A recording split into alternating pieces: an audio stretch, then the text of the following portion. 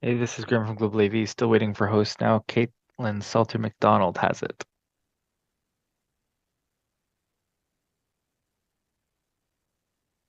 You should be the host now. Thank you very much.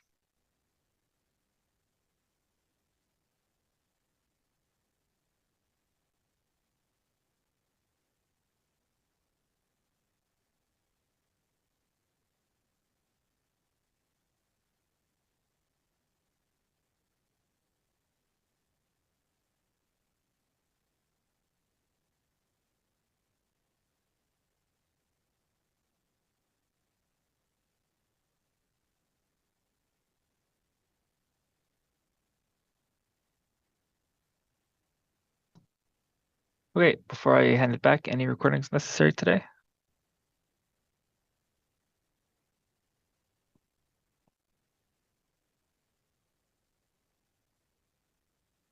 No, Graham, we don't need it recorded. Thanks, Kelly. Graham, if the interpreters could please do a quick 10 count on the English channel.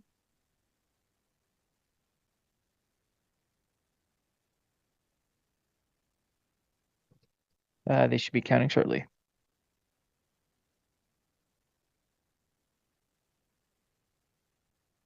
Check, check. 1, 2, 3. Marcello doing a check on the English channel. Hello, this is Oksana, the interpreter on the English channel. 1, 2, 3, 4, 5, 6, 7, 8, 9, 10.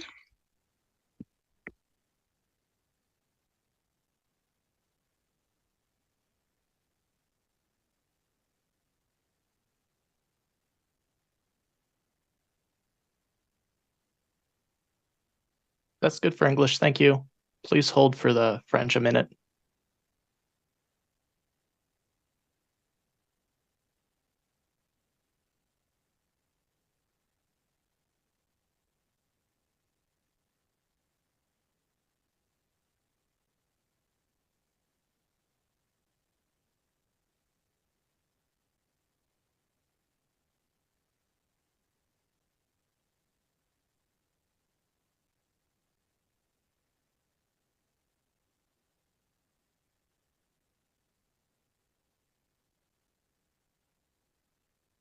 And if the interpretation team could do a quick 10 count on the French channel, please.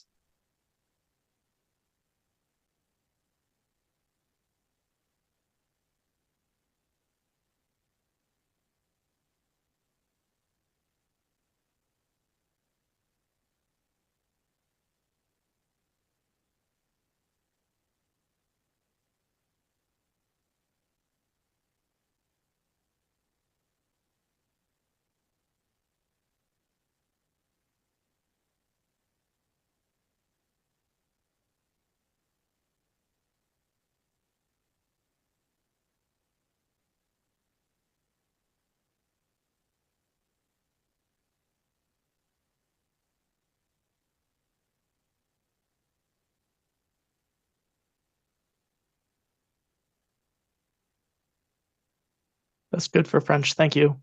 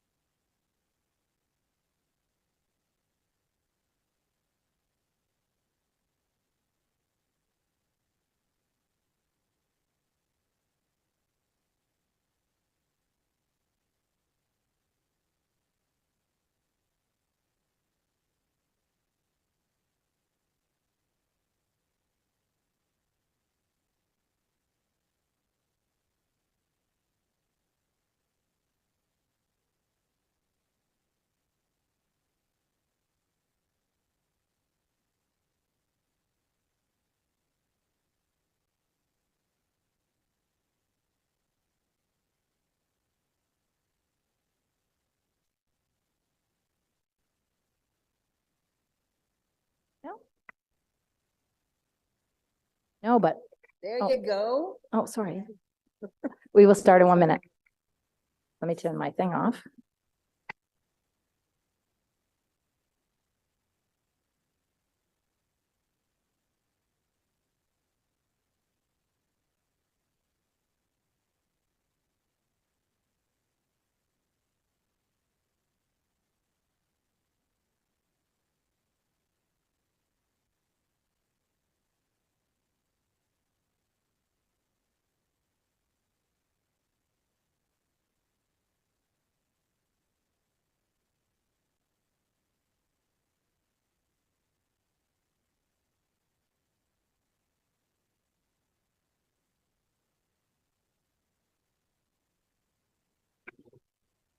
All right, good morning, everyone. Bonjour à tous. Happy Monday to you all, and welcome to this morning's Audit Committee meeting. What a great way to start the week.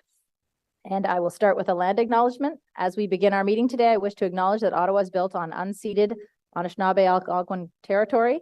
The peoples of the Anishinaabe Algonquin Nation have lived on this territory for millennia. Their culture and presence have nurtured and continue to nurture this land.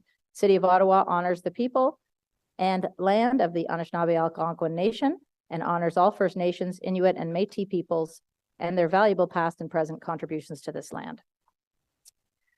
All right, so let's go over this meeting's agenda. Nous allons commencer par nos activités habituelles, dont l'adoption. Let's start with our usual activities. So the adoption of the minutes from the last meeting.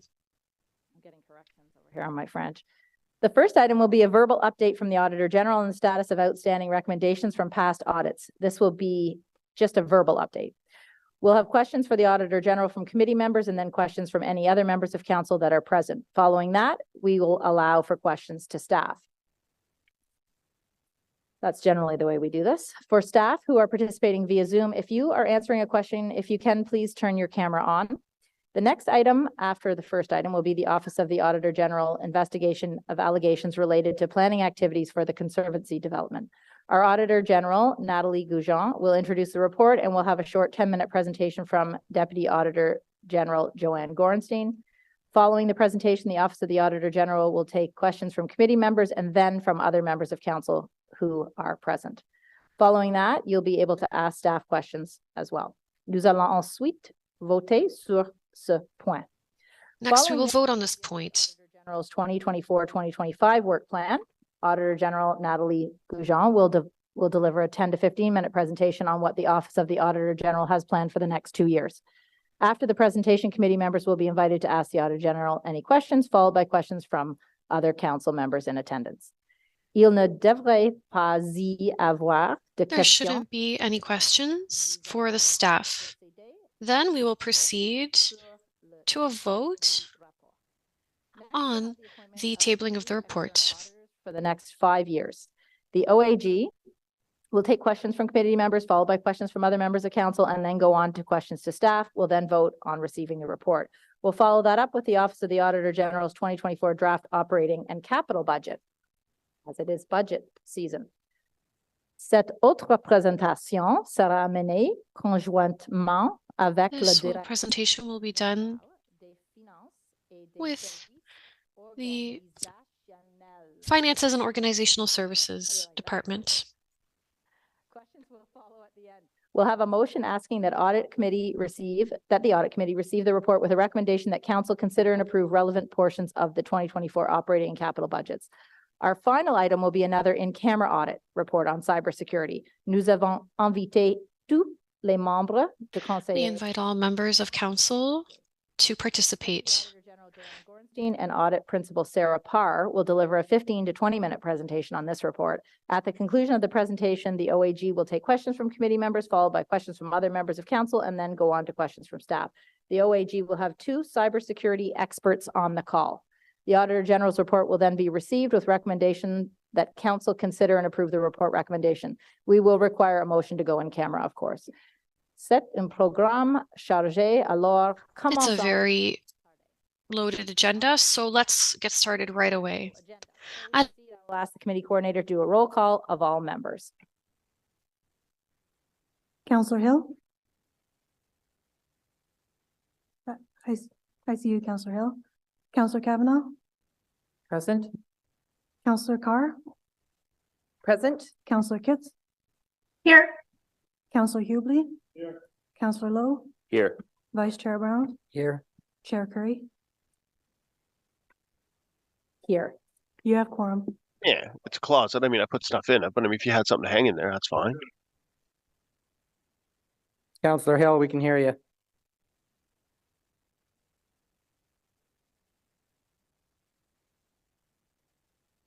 All right, declarations of interest. Are there any declarations of interest?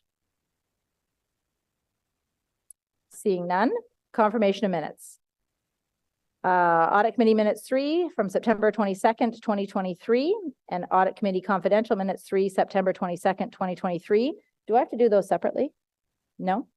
All right, are the minutes noted on the agenda confirmed? Confirmed. Confirmed. Thank you.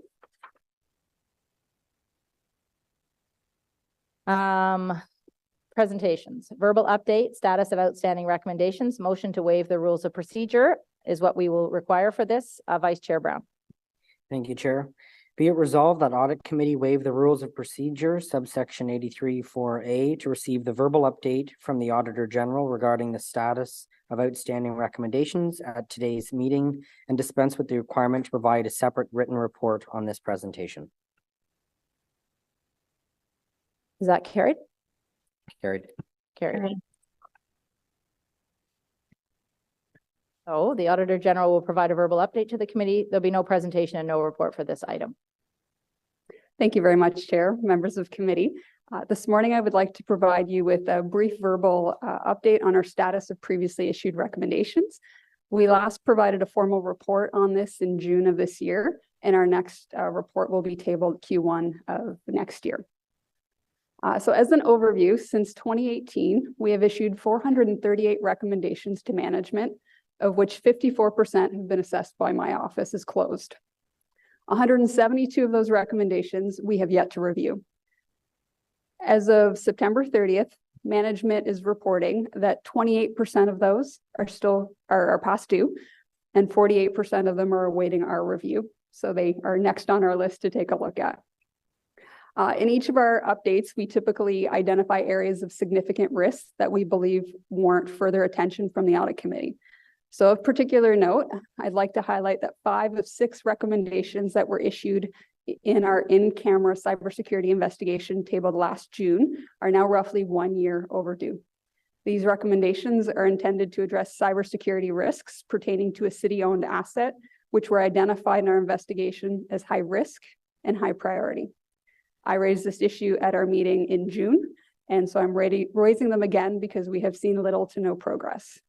I guess, should there be any questions on that particular matter, we can take them during the in-camera session since it is a confidential report.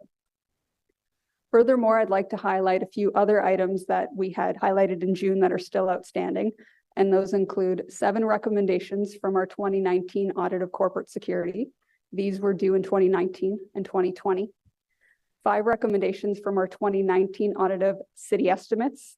Those had various due dates of 2020 and 2021.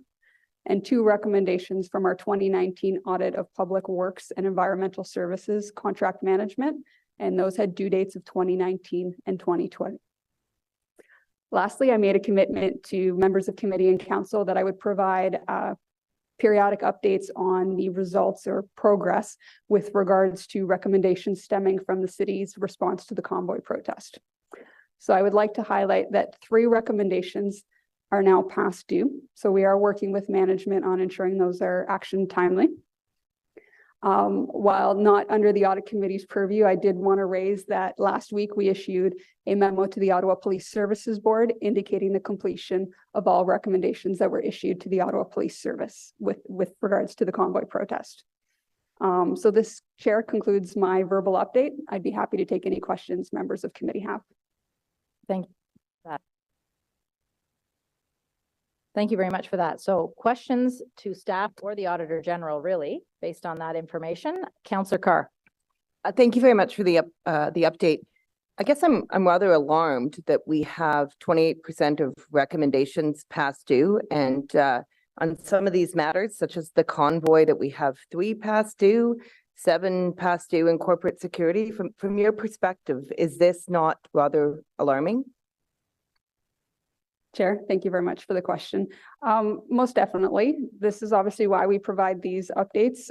For members of committee that aren't familiar, this process is actually fairly new. It's only been in place for about 2.5 years.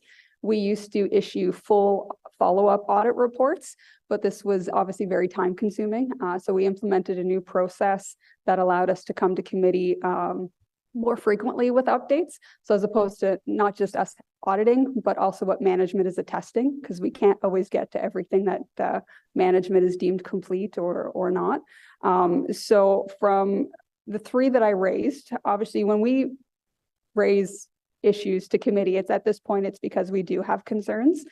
We raised them in June, we're raising them again now. Obviously staff can speak to why they are still outstanding. I know they are working on them.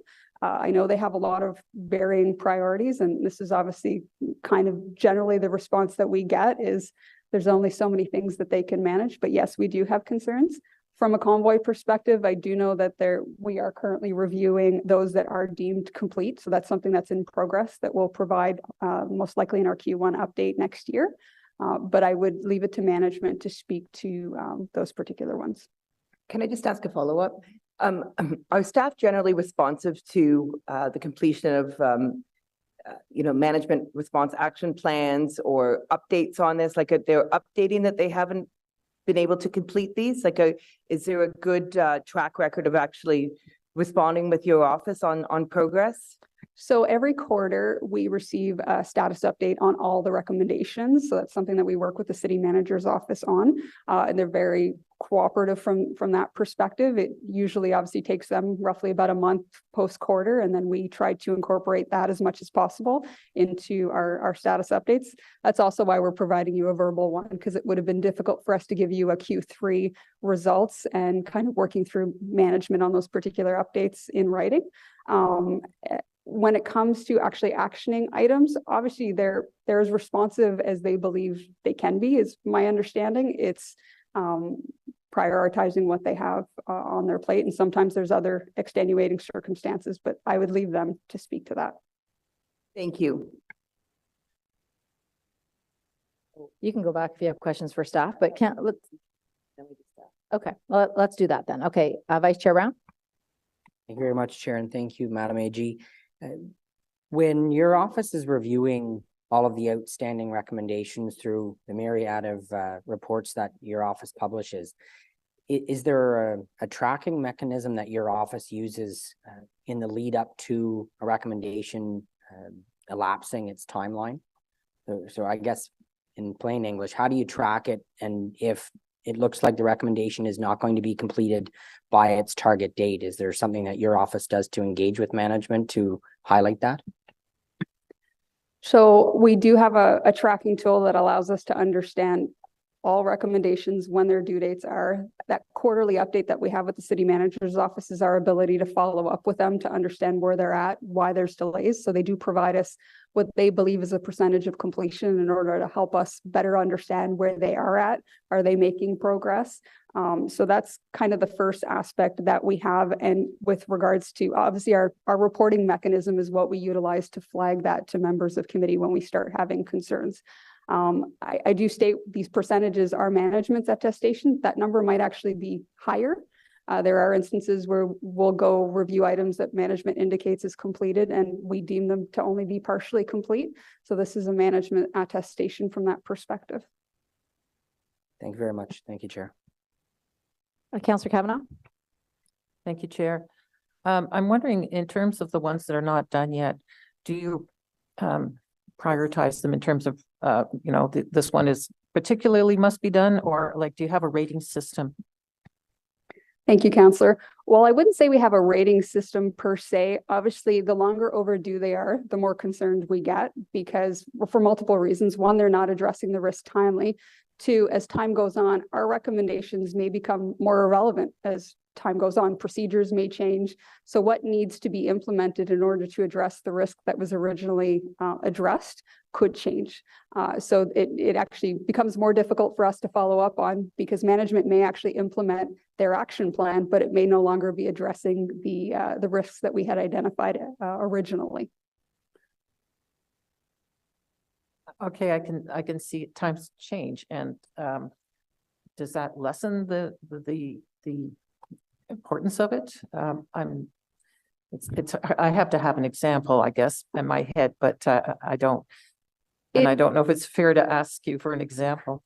It wouldn't necessarily lower the importance. It in some cases can change the importance, absolutely, but in some cases that it could actually increase the importance.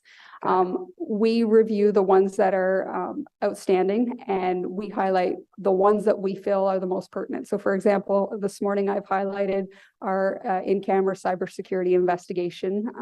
Those particular items, while in some cases are less, the period of time for which they're outstanding is lesser than some of the other ones that I've highlighted, or some that we may not have highlighted that form this 28%.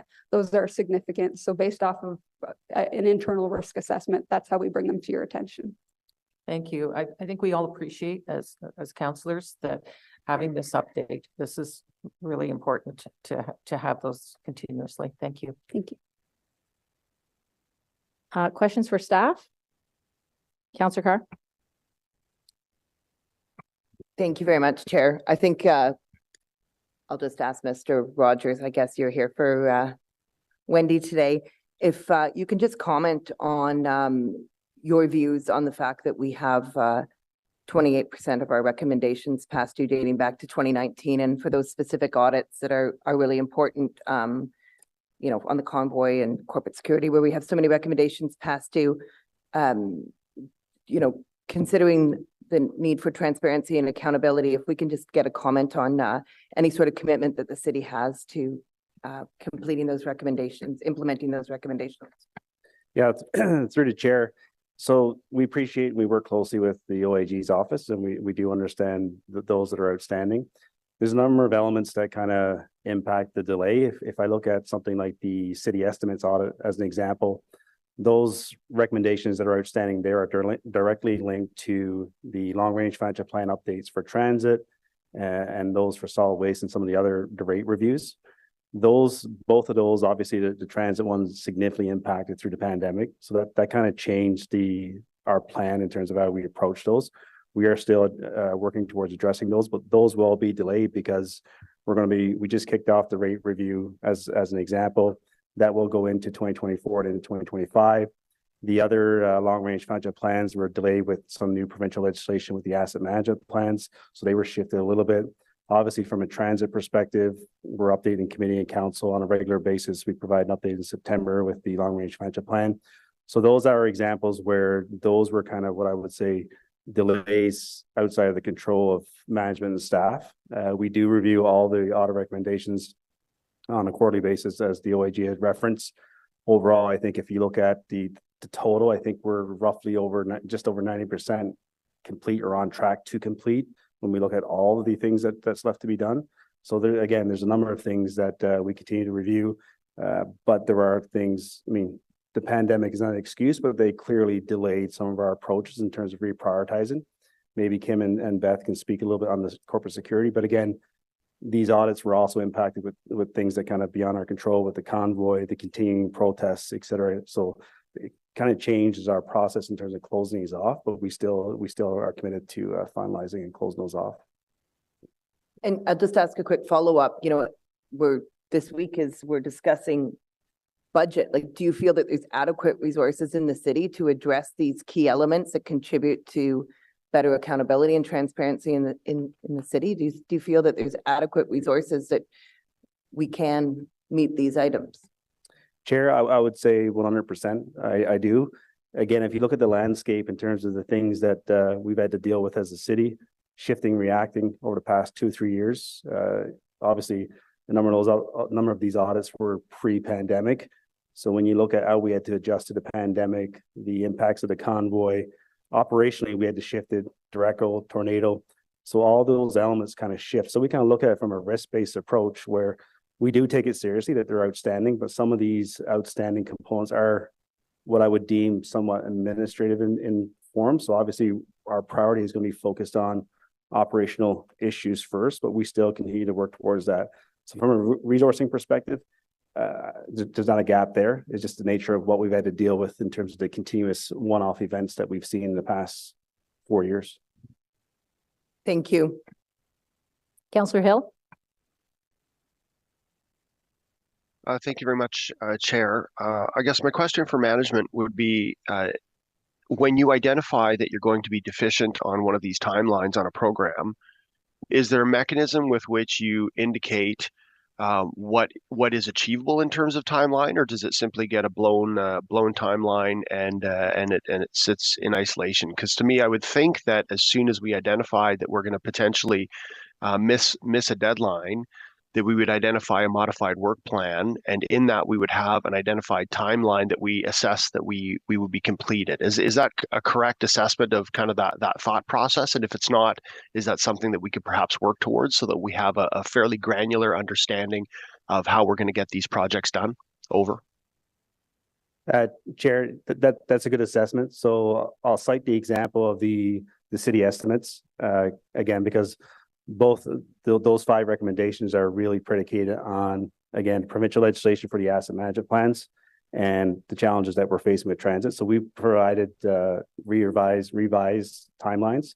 Those will be into the solid waste and the rate program. That will be 2024-2025. The transit one, that will be ongoing. We'll be coming back in Q2 of 2024 with some updates. So we do provide revised updates based on what we know. And we also provide, as the OAG suggested or commented on, we do provide in terms of percentage of complete. So there's a number of recommendations where we're at 70-75%, but that last 15% could be delays based on, again, legislation or things outside of our control. But we do provide that update on a quarterly basis. We have an extensive tracking sheet that we do review department-wide and at the SLT table. Thank you very much. Thank you, Madam Chair. I don't see any other hands up here, but I just would ask for the Auditor General, when you hear these responses, do you have anything else you would say to us as an audit committee? We're the audit committee, right? And we're hearing that there haven't been responses to some of the things, and we hear why.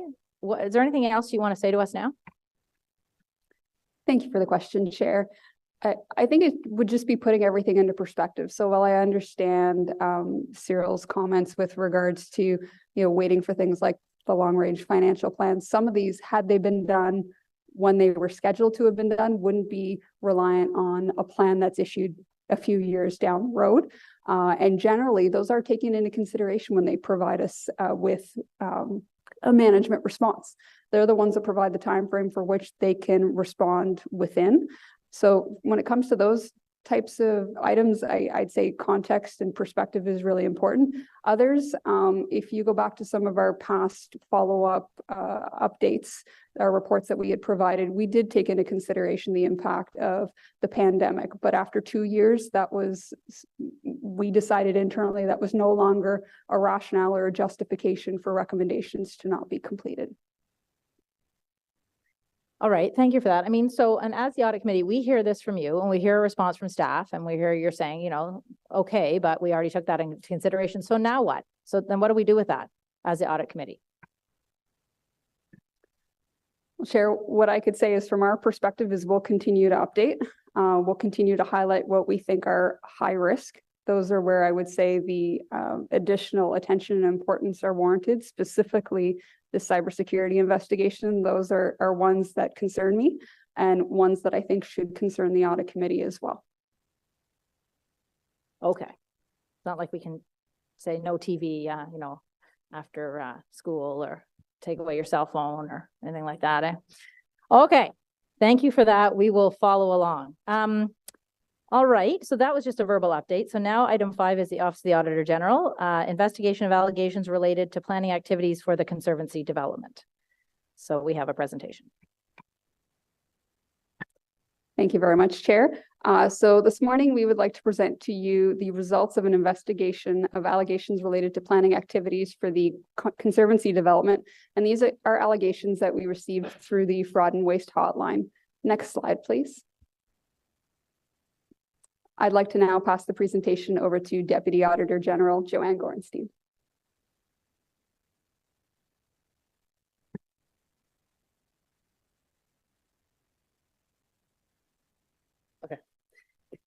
Good morning. The objective of this investigation was to assess concerns raised in the reports received through the Fraud and Waste Hotline related to planning activities undertaken for the Conservancy development. The scope of our investigation was limited to assessing whether the allegations had merit, and if so, to determine the appropriate course of action that may be required for each of the issues. The scope of the investigation focused on the activities related to the floodplain mapping, the cut and fill application, and specific planning application review activities undertaken by the city between 2018 and 2021. The investigation was limited to the city's activities and does not include any third parties. It should be further noted that we could not investigate the potential impacts of any third-party decisions, specifically the cut and fill application approved by the Rideau Valley Conservation Authority and the potential increased risk of flooding. Next slide, please. The Conservancy development is an 140-acre residential development community located in Barrhaven with over 3 kilometers of Jock River frontage connecting to the Rideau River. On April 25th, 2018, City Council approved an official plan amendment, OPA 212, to change the secondary plan designation of the specific land in this area from commercial recreation to residential to enable the development of this land for residential purposes. A portion of this land had also been designated conservation as it represents a floodplain. Floodplain policies seek to protect the natural drainage system functions of floodplains. Development other than public utilities and flood drainage structures is not permitted in floodplains in order to protect the public health and safety and the natural environment. In other words, typically there is no development in a floodplain. It was confirmed in the official plan amendment that the boundary between the new residential designation and the conservation designation would be based on the regulatory flood line for the Jock River. As part of the official plan amendment, it was indicated that the city and the Rideau Valley Conservation Authority, or RVCA for short, would be undertaking a review of Jock River floodplain mapping. That meant that should a floodplain mapping exercise result in the floodplain line moving, there could be potential development on this previously unavailable land. The city and the RVCA agreed that their approach would be to update the floodplain mapping for this area. Despite the initiation of this process in 2018, we understand that the mapping was not completed at that time because it was believed by both the city and the RVCA that the results would not be any different than the version in place at the time, last updated in 2005. And this would not be appropriate value for money. As a result, the floodplain line did not move, and as a result, no development could be allowed. Next slide, please. The developer decided on a different approach and initiated a cut and fill application to the RVCA under Section 28 of the Conservancy Authorities Act. A cut and fill involves filling a certain volume in the floodplain and then excavating volume from that floodplain. If that was approved, it had the potential to allow development on the previously designated Conservancy lands. We understand that this cut and fill application was significant, 407,000 cubic meters, the largest that the RVCA had ever considered.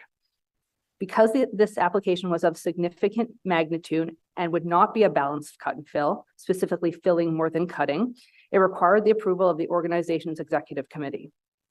Once approved, the cut and fill essentially resulted in moving the floodplain line so that the development could proceed in line with the official plan amendment.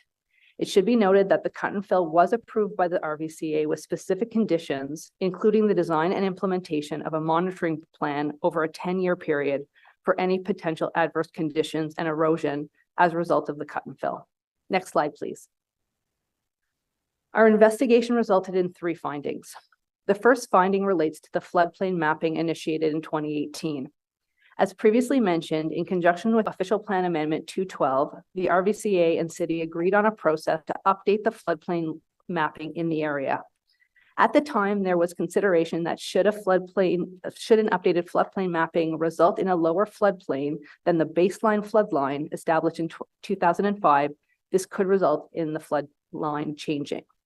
In February 2019, the consultant hired by the city issued their report, which ultimately concluded that the current peak flow rate was not significantly different than the previous result. Based on this report, the city and the RVCA agreed that the floodplain mapping for the Jock River not be updated at that time, as it would not significantly change the floodline. Despite this decision and rationale made in February 2019, a letter was written, co-signed by the mayor and general manager of the Planning, Infrastructure and Economic Development Department on March 13th, 2019, to the RVCA in an effort to, quote, re-emphasize the importance of completing the Barrhaven community and to reinforce the floodplain mapping update with priority. Such a letter attempting to convince the RVCA to proceed with an updated floodplain mapping was in misalignment with the conclusions made by the city staff and the RVCA based on independent analysis. Further, despite the request for the updated floodplain mapping coming from council, the decision to not proceed with the floodplain mapping at the time and the associated rationale was not brought back to city council. The second finding is related to the cut and fill application made by the developer to the RVCA.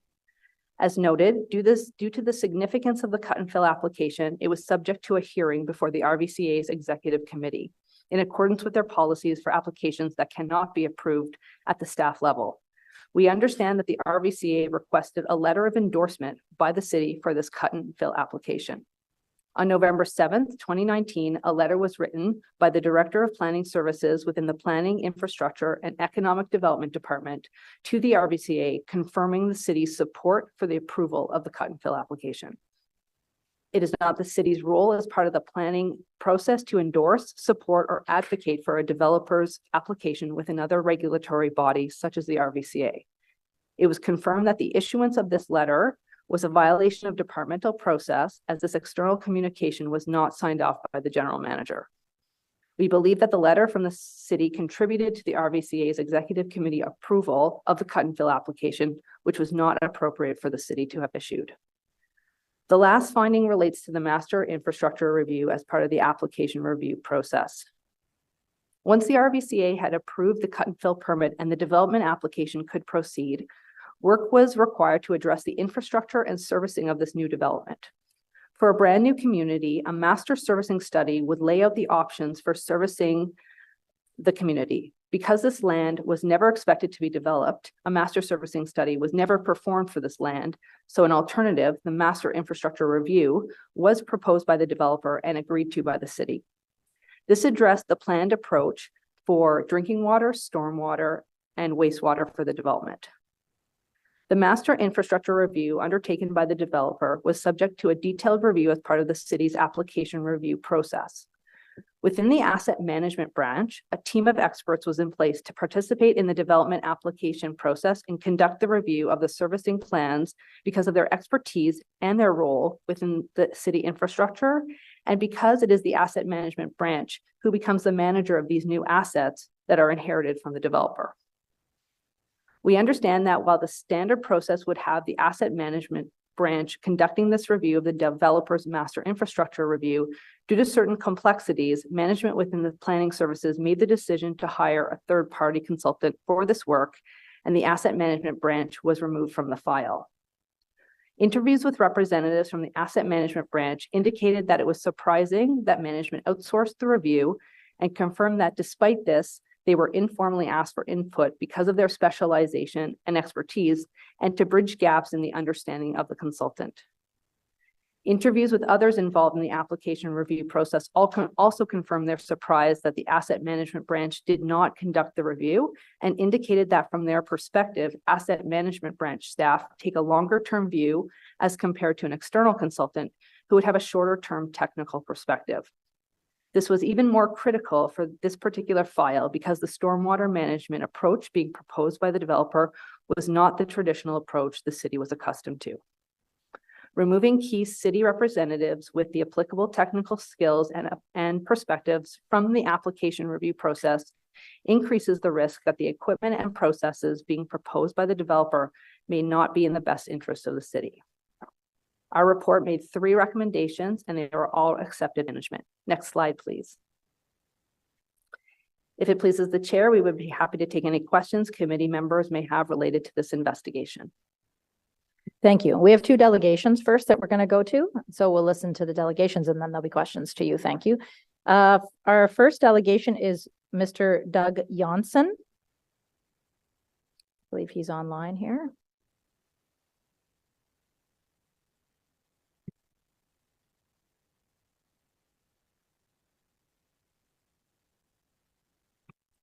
Mr. Janssen, can you hear me? Oops, can you hear me now? Yes, I can. Wonderful. Okay, You thank have you. 5 minutes. Please go ahead. Thank you. I guess I want to point out sort of my concerns at the long delay in addressing what seemed to be a series of activities by possibly a rogue employee, because the issue dates back to at least 2020, and it took a whistleblower in 2022 to move on this issue. Meanwhile, between 20 and 22, planning department staff were certainly aware of a controversy over this, and as far as I'm concerned, did nothing about it. It concerns me that there's so much time, but it only took a whistleblower to get to the bottom of this, and there was a complete apparent lack of willingness on the city to address the issues when they were raised as early as 2020. Because even the general manager wrote an improper letter, and then a second employee wrote written without authorization. So I am concerned that there seemed to be rather significant misunderstanding of job boundaries at the very top management level here. And all this, unfortunately, simply reinforces the belief by many of us, unfortunately, that City Hall planning process is quite able to break rules to favor developers. I wish it wasn't so, but with the city manager, her first priority is to rebuilding trust and accountability with the public. That includes accountability, as Councillor Carr mentioned earlier, accountability and transparency. And I feel none of this was shown by city management in addressing this in not addressing this process until a whistleblower had to get involved. The other issue is I take great offense to the report not naming the employees, who are well known who the employees were at 2019, who the general manager was, et cetera, et cetera. And I take great offense that in some way there's a whitewashing of responsibility. These are not average employees who might be fired because they used a city car for private transportation or something. Obviously, there's no purpose in further embarrassing or humiliating an average person who makes a very bad decision. But these are senior employees who have huge effect in setting city planning policies. They're extremely well paid in the 190,000 range and up, and somehow the Madam AG does not see fit to simply identify them when their names are well known, namely Leanne Snedden and Stephen Willis. And I find it quite offensive that there's an attempt to mask responsibility when these are very senior employees with very senior powers who get lots of plaudits when they do good things, but are sheltered when they do bad things. Thank you, Madam Chair. Thank you, Mr. Janssen. Questions for the delegation? Councillor Leeper. Are you on, Councillor Leeper? I was just trying to get the computer started. I apologize for my lateness this morning. My question for Mr. Janssen is, sorry, what is your affiliation, Mr. Janssen? Your perspective is valid, no matter where it's coming from, but I am just curious if you are privy to the events that led to this report. No, I have no affiliation with it whatsoever. No, still, nonetheless, all very legitimate points. Thank you very much for delegating with us today. All right, I don't see any other questions, Mr. Janssen. Thank you very much for your presentation. Our next delegation is J.P. Unger. Is he online? Yeah. Mr. Unger, can you hear me? Yes, hello. Can you hear me? I can. Perfect. Go ahead. You have 5 minutes. Oh, fantastic. Just a second, please. Oh, no, the clock is running. Sorry. Thank you. Well, first of all, of course, good morning. Wanted to say the subject at hand is deeply disturbing. Not only does it raise questions of possible corruption at the highest levels of the city, it's something that could have serious environmental impact, and perhaps more deeply disturbing, the decisions taken could have dozens, if not hundreds, of families stuck for years living in a nightmare situation where their life's earnings and homes are ruined by increasing the flooded grounds. It's frankly reprehensible that the auditor and the city you represent seem to be avoiding the key questions. Who decided to have the city intervene to advance the developer's interests, and why? This requires further investigation and perhaps prosecution. It seems the conclusions appear ready to blame city staff for reportedly doing a developer's bidding to change floodplain designations. The auditor's recommendation and city response seem to be reduced essentially to more timely information to council for future situations. Frankly, it's shameful how city staff are being thrown under the bus. We all know that staff follow direction from above, so the responsibility for any wrongdoing on this matter goes higher up. The question here is who directed staff to press the Rideau Valley Conservation Authority, and who were involved in that within the city? The staff who did it should have been able to answer that quite easily. It should be also fairly easy to find out who ordered the proposed floodplain overlay changes to be buried within an omnibus bylaw, effectively helping to hide it from public scrutiny and discussion. And of course, the key question that needs answering is why. The mayor, the planning committee chair at the time, Jan Harder, I believe, and other councillors received in advance significant information from individuals and groups like the Friends of the Jock River and the Green Space Alliance, very clearly warning and advising them against the cut and fill or changing the mapping overlay of the floodplain to allow a housing development on it. There is numerous correspondence related to that, but it's not clear from the report if the auditor saw any of it. Both committee and council voted on it. It was not the RVCA's decision, it was the city's decision. And it certainly was not staff's decision. It was the mayor and councillor's decision that brought about the changes in floodplain mapping changes. It would have been a conscious decision by the planning committee and council to ignore the science and warnings and to bury the mapping overlay changes within an omnibus bylaw amendment that dealt with any other things. I submit to you that the auditor and all honest councillors should ask the Ontario Provincial Police to investigate whether the mayor, the planning committee chair of the time, and any other senior officials discussed with the developer, directed staff, or otherwise intervened to press for a change in floodplain mapping to favor a specific developer, despite information clearly advising to the contrary, as well. Also, investigate any withholding of information from other city or elected officials to see if they warrant charges under the Criminal Code, Section 143 on municipal corruption, and any other provisions. On a separate but totally related matter, because it impacts all that you do here, I would like to take this example, yet another bad city decision-making, to ask that the city replace soon its legal counsel. From the multiple fishy LRT contracts to surprise to and development tabling and approval, to the many planning reports and recommendations that say they have no legal implications, I firmly believe you are getting bad legal advice, harmful legal advice. This floodplain cut and fill is an issue that has stunk to high heaven from the onset.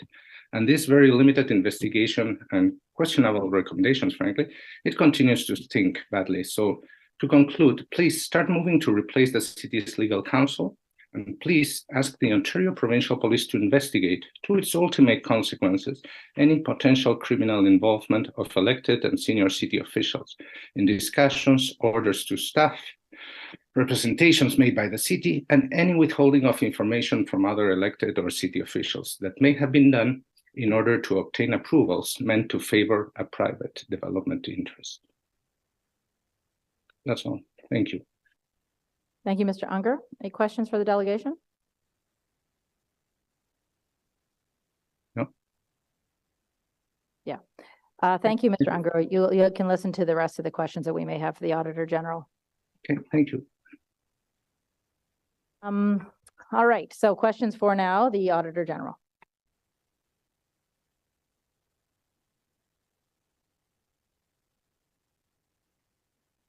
Members of the committee first. So, Councillor Kavanaugh. Thank you very much, and thank you very much for this report. This is something that I was aware of at the time and really concerned me. I'm in a ward where floodplains are very important, and we treat them very seriously. It ends at the bottom of my street, like at the bottom of my driveway, rather. The building code is very, very strict, and you must have RVCA come to talk to you if you're doing any changes, if you live in the floodplain. So this kind of scale is just overwhelming. My question is, beyond the fact that this clearly was a huge governance problem in terms of interference, and I now sit on the RVCA, and I have total respect for the work they do and their independence. So it does concern me greatly. But also just the fact on, was there any environmental angle as well? I mean, that is the reason that we have these concerns. It's not just, it's the fact that we know this is very sensitive land, and normally you'd have a environmental assessment and that would show the concerns, because we're talking about climate change and floodplains. I find it interesting to talk about updating a floodplain, but in fact, if you updated it, it would probably be bigger than it is now. That's a concern. So I just wanted your comments on the environment angle. Chair, thank you very much for your question, Councillor. And I can assure you that when this came to our attention, there were obviously, we had many concerns, environmental being one of them, flooding being another. The difficult position that my office is placed in is this development was allowed to proceed as a result of a cut and fill application that was granted by a body that is not within the Office of the Auditor General's jurisdiction. So we could not investigate those particular elements. So while it, if I may use words of some of the delegates, may look like we're whitewashing certain things by not raising certain matters, it's because they're out of my purview. Those elements are out of my purview. Any conduct of members of council is out of my purview. So those are elements to note that while we are silent on it, it's not because we didn't find anything, it's because we are not allowed to speak to them. Well, that says to me, do we need a public inquiry of provincial nature, like we did for the LRT? Would that, of that scale, would it have to be that scale to deal with this? Chair, what I can state is obviously if allegations of serious nature come to my attention that I cannot particularly look at, I will assure all members of committee and council that I would raise them to the appropriate bodies that have jurisdiction. In this case, those that have jurisdiction is the Provincial Auditor General as well as the Ontario Ombudsman. So they have been, and that you've talked to them? I can state that they are aware of the issue. I cannot speak any further of what their actions are, will or will not be. Would it help if this council asked them to look into it? Chair, I would say if members of committee and council have concerns that they should take all avenues that are at their disposal. Okay, but in terms of the here and now, it's been done. It's moved forward. What are the repercussions on those people that bought houses in an area that is, it's tainted now in terms of the process? So unfortunately, again, I can't really speak to a lot of that because a lot of this process that we're speaking to has to do with the Rideau Valley Conservation Authority with regards to cities' involvement. For example, we speak to the letter that was issued. We do know that the RVCA utilized that letter. It was part of an exhibit in their presentation. We did speak with members of the RVCA staff, and they confirmed that it was an element that was utilized in their decision making. We can't state, obviously, and nor would we state that that's what they based their decision on. The same decision may have been used or may have been made with or without that letter. Also to your previous question, I should also add, this is obviously was a public statement that in 2022, Councillors McKenney and Meehan at the time did publicly state that they had reached out to the Ontario Ombudsman on this matter as well. Thank you very much. I appreciate that. I think we do need to look at it at the next level for sure. Some of us sit on the RVCA, and much of their funding comes from the City of Ottawa. And, you know, so it doesn't look good at all in that respect.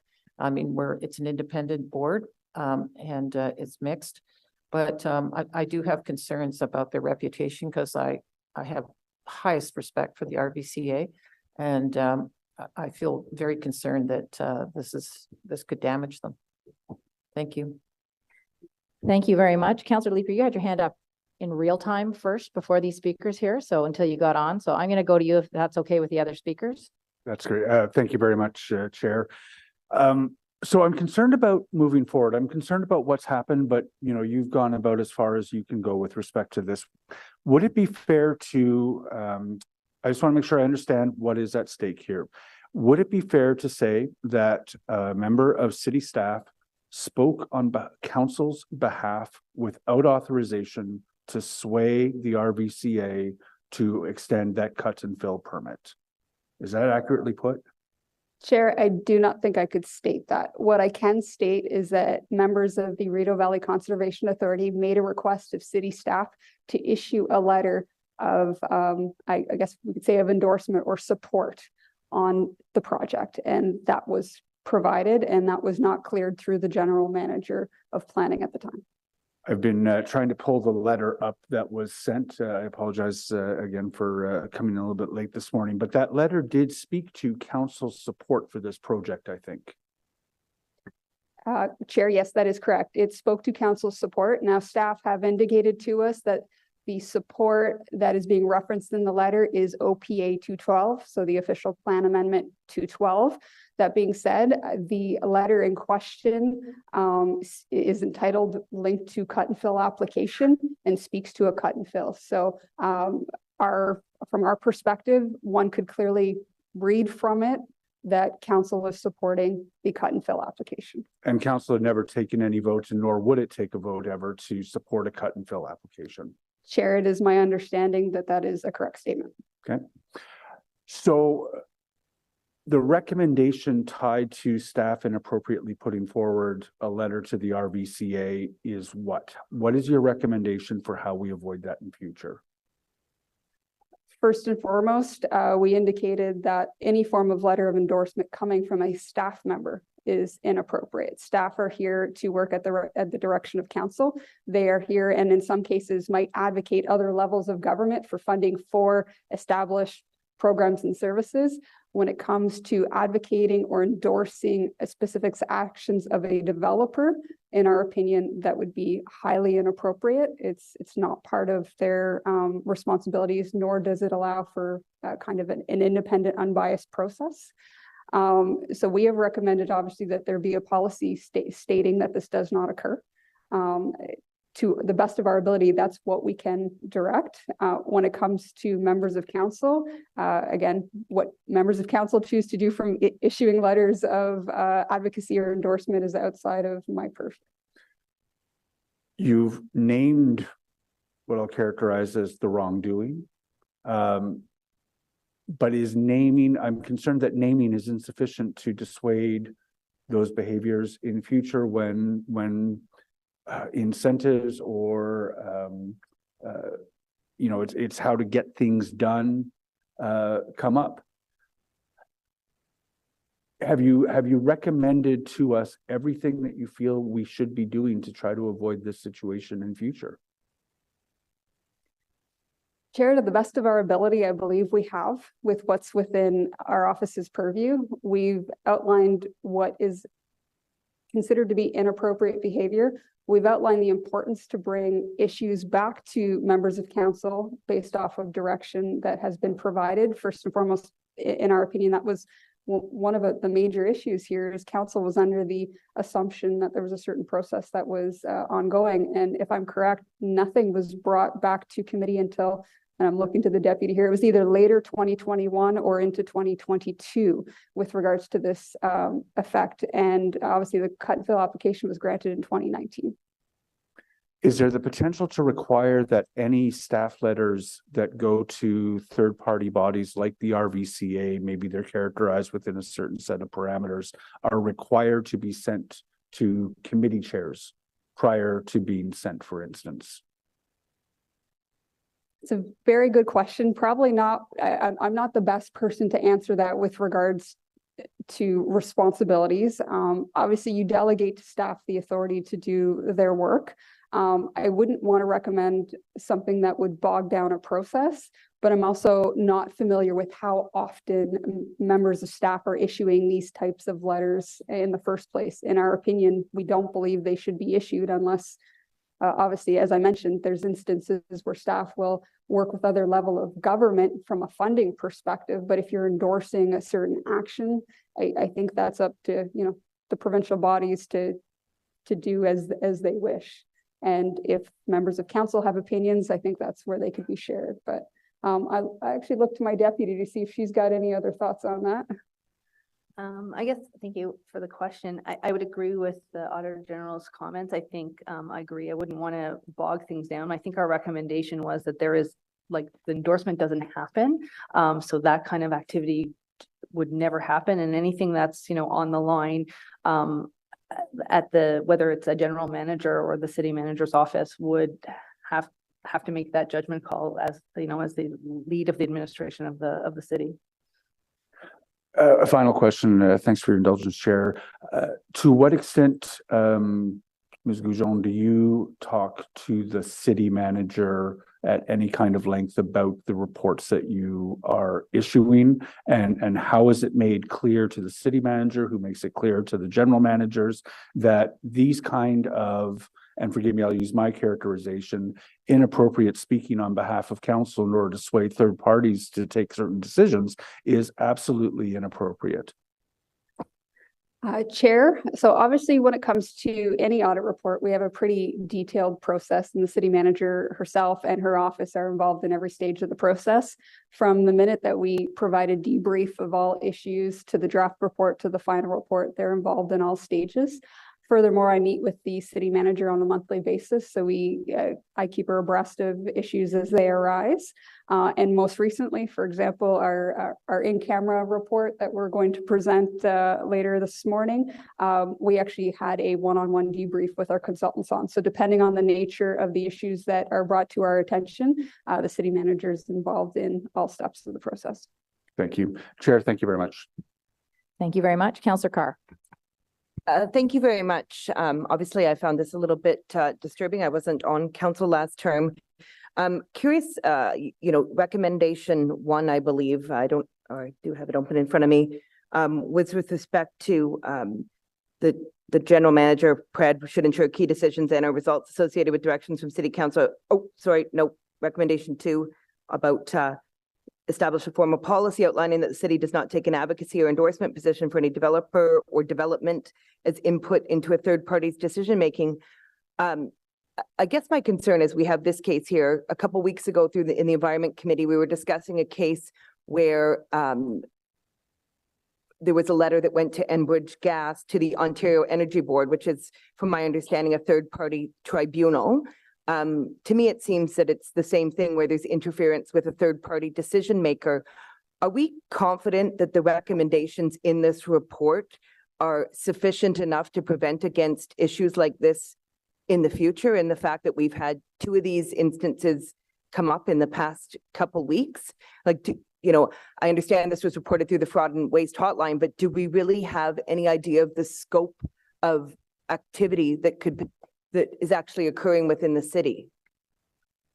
Chair, thank you very much for your question, Councillor. I honestly cannot speak to that. I don't know the scope of how often these letters are issued. Obviously, our investigation was specific to these allegations. I would actually redirect that question to staff for them to speak to what controls they have internally for these types of matters. So from our investigation, it was that these types of letters usually wouldn't go out without GM approval. And this process was not followed at that particular point in time. That being said, if you're now raising to our attention that it's likely a much more pervasive issue, that is something that we could take back and ponder. I would want to think about it, and I'd want to understand how many incidents have occurred, because this is not something that I am knowledgeable enough to speak to at the moment. Okay, thank you. And I think we'll do questions to staff next, if I'm correct, Chair. But yeah, when I read the recommendations, there was nothing in there with respect to training or that staff potentially wouldn't necessarily know it. It's very specific to developer development, but training with respect to third parties, and not just perhaps within PRED. Perhaps it's a larger issue too on that topic. But thank you very much. To non-committee members, Councillor Menard.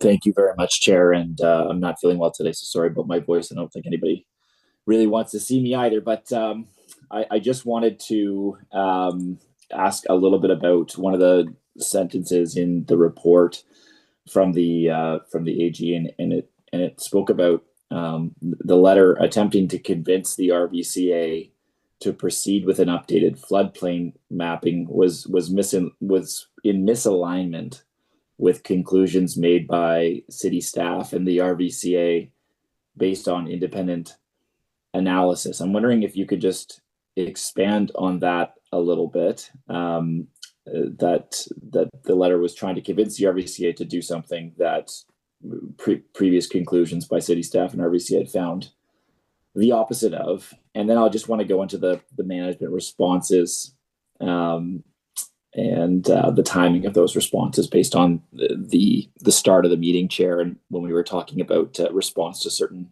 issues. But just on that first piece, the letter attempting to convince the RVCA to proceed with an updated floodplain mapping being misalignment with the conclusions made by city staff and the RVCA based on independent analysis. Can you just expand on that one piece of information, Madame AG? Chair, thank you very much for your question, Councillor Menard, and sorry to hear that you are under the weather. So what we can state is in our investigation, we identified that the assessment that was performed, the study that was performed, was concluded and reported to both RVCA and city staff in February of 2019.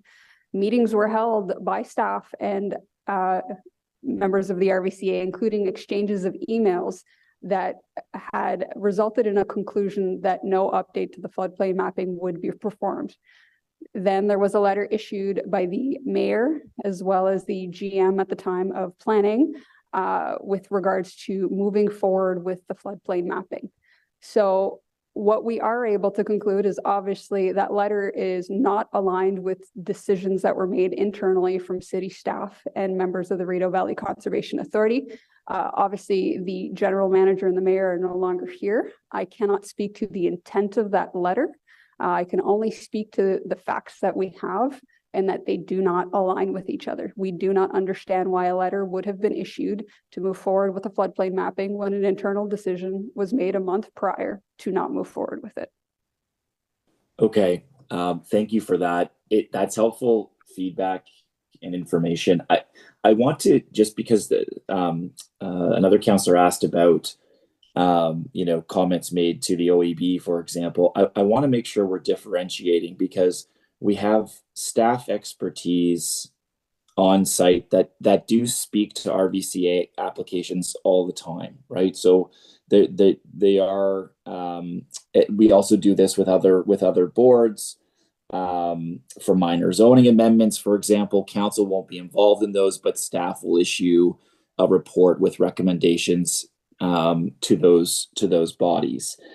And because we have professional staff to do that work. So I just, for all of our purposes, what's the difference between that sort of staff professional advice on these sorts of things to third-party boards or external boards versus what happened in this case? Chair, what I would first state is you're indicating when endorsement is made based off of a professional opinion. So that's one particular stance. Another point is whether or not you're in favor of a particular development as opposed to particular actions. I'm looking to the Deputy Auditor General if she'd like to add to that. Thank you. I think in this case, the wording of the letter, I mean, again, we can only go by the evidence that's there, but it wasn't referencing a report. It wasn't referencing analysis that was done. It was, I mean, a reference to the, the OPA 212, and that's fine, but it also made a recommendation of endorsement with really, I mean, not to say that there had not been analysis done in support of that application, again, outside of the purview of our office, but it does feel different than a letter that would provide analysis and information to a third party. Right. No, and I can see that. I think obviously there's a big difference between that and the staff technical advice that goes to other boards based on their own kind of professional analysis. This went beyond that. Just my last question, Madam Chair, is with regard to the management responses, and it relates to the beginning of the meeting in terms of timely report backs. The management response 3, they agree with that recommendation, and when a consultant is leveraged to conduct a peer review, a city subject matter expert will be assigned to fully capture the impact on city infrastructure. It's indicating that will be completed by Q2 2024. I'm just wondering, to the AG, like, is there some reason why this couldn't be completed earlier? I think this is a policy change, as the first two are, which are both being completed, I believe, this very quarter of 2023, Q4 2023. But this one is Q2 2024, and I don't understand why this one would also not be implemented right away. Chair, my short answer to that is I direct to management to explain their time frame, but my long answer is to give a little bit of context. So when we receive allegations through the fraud and waste hotline, there are many instances in which we allow management to investigate the allegations themselves and come back with an update and a report. So in this particular case, we did provide this to management, and to give even further context, is this actually commenced back in 2021. So we are talking about a very lengthy investigation. They did their initial assessment, of which items such as the letter in question was an item that they raised, and they had an internal recommendation themselves. So we pushed back on some of these recommendations because they themselves have actually outlined them early in 2022. So my expectation was by Audit Committee, essentially those should have been actioned, because they should have been actioned when they referenced them to us back in 2022. Usually we don't push back too far if a recommendation is going to be actioned in the next few months, knowing how many recommendations are on management's plate. That being said, Councillor Menard, I do not disagree that this is an important one that could be performed as timely as possible, but I would direct that question for management to explain their time frame. Okay, thanks very much, Madame AG. Thank you, Madam Chair. Thank you. And we'll go to questions to staff after Councillor Devine. Thank you, Chair.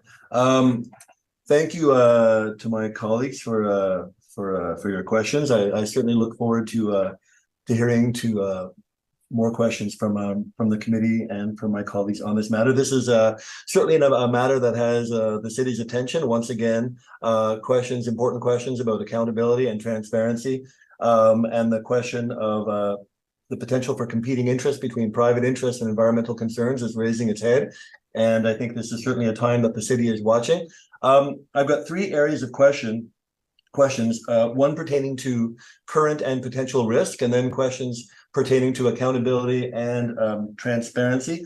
On the subject of risk, and I certainly think that looking at what happened is critical, but I'm also right now just concerned about certainly the property owners of this site and everyone upstream and downstream of it. My understanding is that the potential compromise of a floodplain doesn't only pose a potential risk to those immediately adjacent to it, but that there can be other risks to those upstream and downstream if the floodplain loses its capacity to act as a floodplain.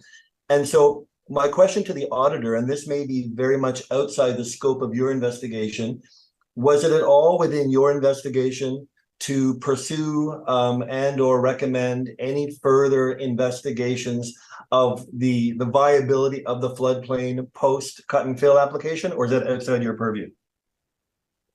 Chair, as I indicated, unfortunately, that is outside of our purview, as the decision to grant a cut and fill application was that of the RVCA, as well as the mitigating measures that my understanding is the developer was required to put in place are also being monitored by the RVCA.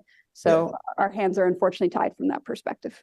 Yeah, and as the newest member, board director of the RVCA, I haven't been to a meeting yet, but I certainly look forward to advocating for the independence of their mandate. On questions of transparency, so I just want to ask, earlier there were questions from delegates of why were names not mentioned in the AG report, names specifically of former GM Stephen Willis, former Mayor Jim Watson, or former planner Leanne Sneddon. And as I understand it, because I believe the mention made by a delegate was that the AG report was attempting to downplay, and I don't see that at all. I don't see that the AG report was attempting to downplay anything. But just so I understand, and so the public understands, to the AG, what is the procedural reason, or is there a reason why the names of former staffers that are inferred in the report are not mentioned in the report?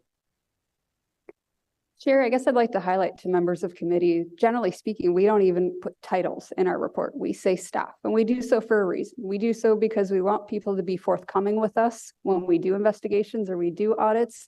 And we only tend to name positions when we feel that there were significant impacts by members of senior leadership. And this is obviously because they hold a greater level of accountability to the city. And so obviously we're not trying to whitewash anything by any means. The fact that you see titles in there states that we believed it was important for everyone to understand whom was involved. I also do think it's self-evident. Most people probably know the names of the individuals that were in those positions at the time. All right, thank you. I mean, I know that I had my understanding of a few of the names, but several of the names I only learned about by reading in media coverage. As to the question of the asset management branch being, I guess, effectively removed from the process when it came to the city hiring a third-party consultant to do the review and removing the asset management branch. So that deliberate and or intentional removal of staff expertise from a file, is that a normal procedure when cost considerations are not if it's not to do with the fact that staff is busy on other projects? Is it normal to remove staff expertise from a process such as this? Chair, I can answer to the best of my ability, and then I'd look to staff to add or complement to our response. What we were indicated is that city staff were removed due to workload. That being said, our understanding is that this would have taken an internal member a significant amount of time to execute, whereas in this case, the consultant was able to execute on it in a more expeditious manner. Where you don't see in our report was there was also conflicts with some internal members of city staff. Regardless of that, we do feel that it's important that city staff are engaged. They are the experts. They're the ones required to manage these assets, and they can highlight greater risk downstream. I looked to the Deputy Auditor General to see if there's anything she'd like to add to that. I think you've summarized it. Yeah, I think our finding was, and certainly heard from many, that the perspective, despite, again, city, has to make administrative and managerial decisions as to how to move forward with portfolios, but that in this case, especially with, sort of more complex elements of the servicing, that the perspectives of this part of the organization was critical. Yeah, and I think it's I mean, there's a small amount of irony that if staff made the decision to remove staff from the process due to workload, but there was, we'll certainly go back and ask them questions when it's matters that we don't have the information for. Okay, my last question just has to do with, just so I want to be clear on the letter that was conveyed, the letter from staff that was remitted to RVCA that conveyed council's endorsement to the AG. Were you saying that based on the timeline of the process, it is reasonable to assume that the endorsement that was being conveyed was council's endorsement of the cut and fill application and not only the 2018 OPA? Is that reasonable to assume based on the timeline? Chair, it is our belief that a reasonable person could read that letter and determine that it was linked to the cut and fill application endorsement because it is titled with reference to a cut and fill application. Fair enough. And any letter that has, re or a subject heading conveys that everything within the letter is tied to that subject heading as far as I see it. And you're saying that this letter did, so I think you mentioned that this letter had the former mayor's signature to it. Did this letter also include the former GM of planning, or was that person's name not in the letter?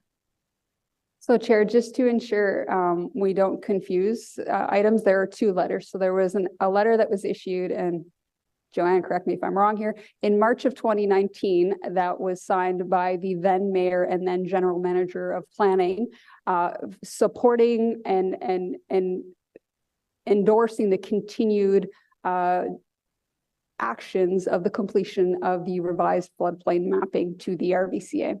There was a second letter issued by the director of planning in November of 2019 that indicates that, in alignment with OPA 212 and council support, that the city supports the fill application. And that letter there, that was, you said GM of planning and former mayor too, I assume? No, the second letter was solely the director of planning. Correct. Thank you. Thank you, Chair. Thank you. So questions to staff. Councillor Hubley. Thank you, Chair, and thank you, Auditor General, for your report. I just want to clarify something here. You're talking about the two letters. The first letter is done by the mayor and the GM of planning, which you're not saying there's any issues with that. Is that correct? Chair, what we are stating is we're not speaking to the mayor issuing a letter being incorrect or inappropriate. I cannot speak to that. What we are stating is that letter is in misalignment with internal decisions. So over or approximately 1 month prior to the issuance of that letter, city staff and RVCA staff, supported by an external assessment, indicated that there would be no benefit from updating the floodplain mapping. And so a month later, that letter was issued with support to continue to review that floodplain mapping and to move it forward. Right. So what we're stating is, based on new information, we often change decisions too, right? So if there was new information involved, it's possible that the RVCA, which I think when I read your report, you're saying this is all in the purview of the RVCA to make this decision, correct? The final decisions, most definitely. So we are speaking to the actions of the city only. Sorry, I'm going to try to be brief because there's other things that we want to get to today. So I just want to clarify some of this stuff. So you're saying the investigation was limited to the city's activities and does not include any third parties. Yet the RVCA is the third party, and that's who, you're hearing from some councillors here today that the reputation of the RVCA, they believe, is damaged because of this report. So I want to get the link of how you decided that you weren't going to look at third parties, but you were going to provide enough information in your report to have councillors come to the conclusion that something's wrong at the RVCA as well. So that first letter that was signed by the mayor, and I believe you say in policies here that letters need to be signed, staff letters need to be approved, or I don't know if it said signed or just approved by the GM as well. Is that correct? So Chair, first and foremost, we are not speaking to anything to do with the RVCA because we cannot. It is my responsibility in my role that if significant allegations come to my attention, I must look into them. So we have looked into everything we can that is within our purview, which is why we are reporting today. Our intent is not to defame or speak to anything to do with the RVCA. We are not stating the RVCA made an inappropriate decision. We are not making any comments with regards to the decisions they took. The only thing we're speaking to is City of Ottawa staff actions, because that's all that's within my purview. With regards to the letter that was issued by the Director of Planning, it is our understanding, as confirmed by city staff, that their internal process is to ensure all letters were reviewed by the general manager at the time before they were issued. In this case, the director issued it without the general manager's permission. Okay, so that's the second letter. I was trying to clarify on the first one to make sure there was nothing wrong with that. The second letter, did that, because the first letter was talking about the OPA 212 as well, correct? It makes reference to the OPA 212. I'm just double checking. Yeah. But the support and the key message in that letter is the city's support with regards to the continuation of the floodplain mapping. That one we're not highlighting necessarily the any sort of support from council that wasn't communicated. That would be the second letter that we had concerns with regards to what was communicated. Okay. But is the second just carrying on from the first letter? Or is it totally separate? No, they are completely separate. So Okay. the first one is specific to floodplain mapping. The second is specific to the cut and fill application. Okay, thank you. And as far as OPA 212 goes, that was unanimously supported by the last council, correct? That is my understanding, yes. So it would be fair for the mayor to express support for that. And given that almost every single council meeting in my 13 years of council, somebody's asking the mayor to write a letter on something. So when I started reading this about letters, I was thinking, what's going on here? Because we do that all the time. Imagine if the Auditor General starts to look at every letter written. Correct. And we are not raising issues with the fact that the mayor sent a letter. We're raising issues with the fact that what is being supported in that is not in support with internal decisions that were made a month prior. And I can confirm that no such change in decision occurred for years to come. Okay. So in the OPA 212, which started all this, there was no requirement in there for anybody to come back to council with any changes to that, correct? Like where you say about the floodplain mapping where they start doing the work and then they come to a conclusion that the best approach, and when I say they, I'm assuming that's the RVCA and the applicant that would have come to the conclusion that the cut and fill was the best approach to go for, because we can all agree the headwaters to the Jock are in my ward, so I know full well up until this point the Jock was in not the best of shape. There was a lot of concerns with it, and that's why the RVCA had been looking at doing stuff with the Jock even before this application came forward. But is that a fair assessment to say that? Thank you for the question. I wanted to clarify that the original, so the OPA 212, the expectation that came out of that from council was that the RVCA and the city do the floodplain mapping to identify whether or not the flood line would change. Otherwise, nothing actually would be able to be developed. And that came clear from the amendment.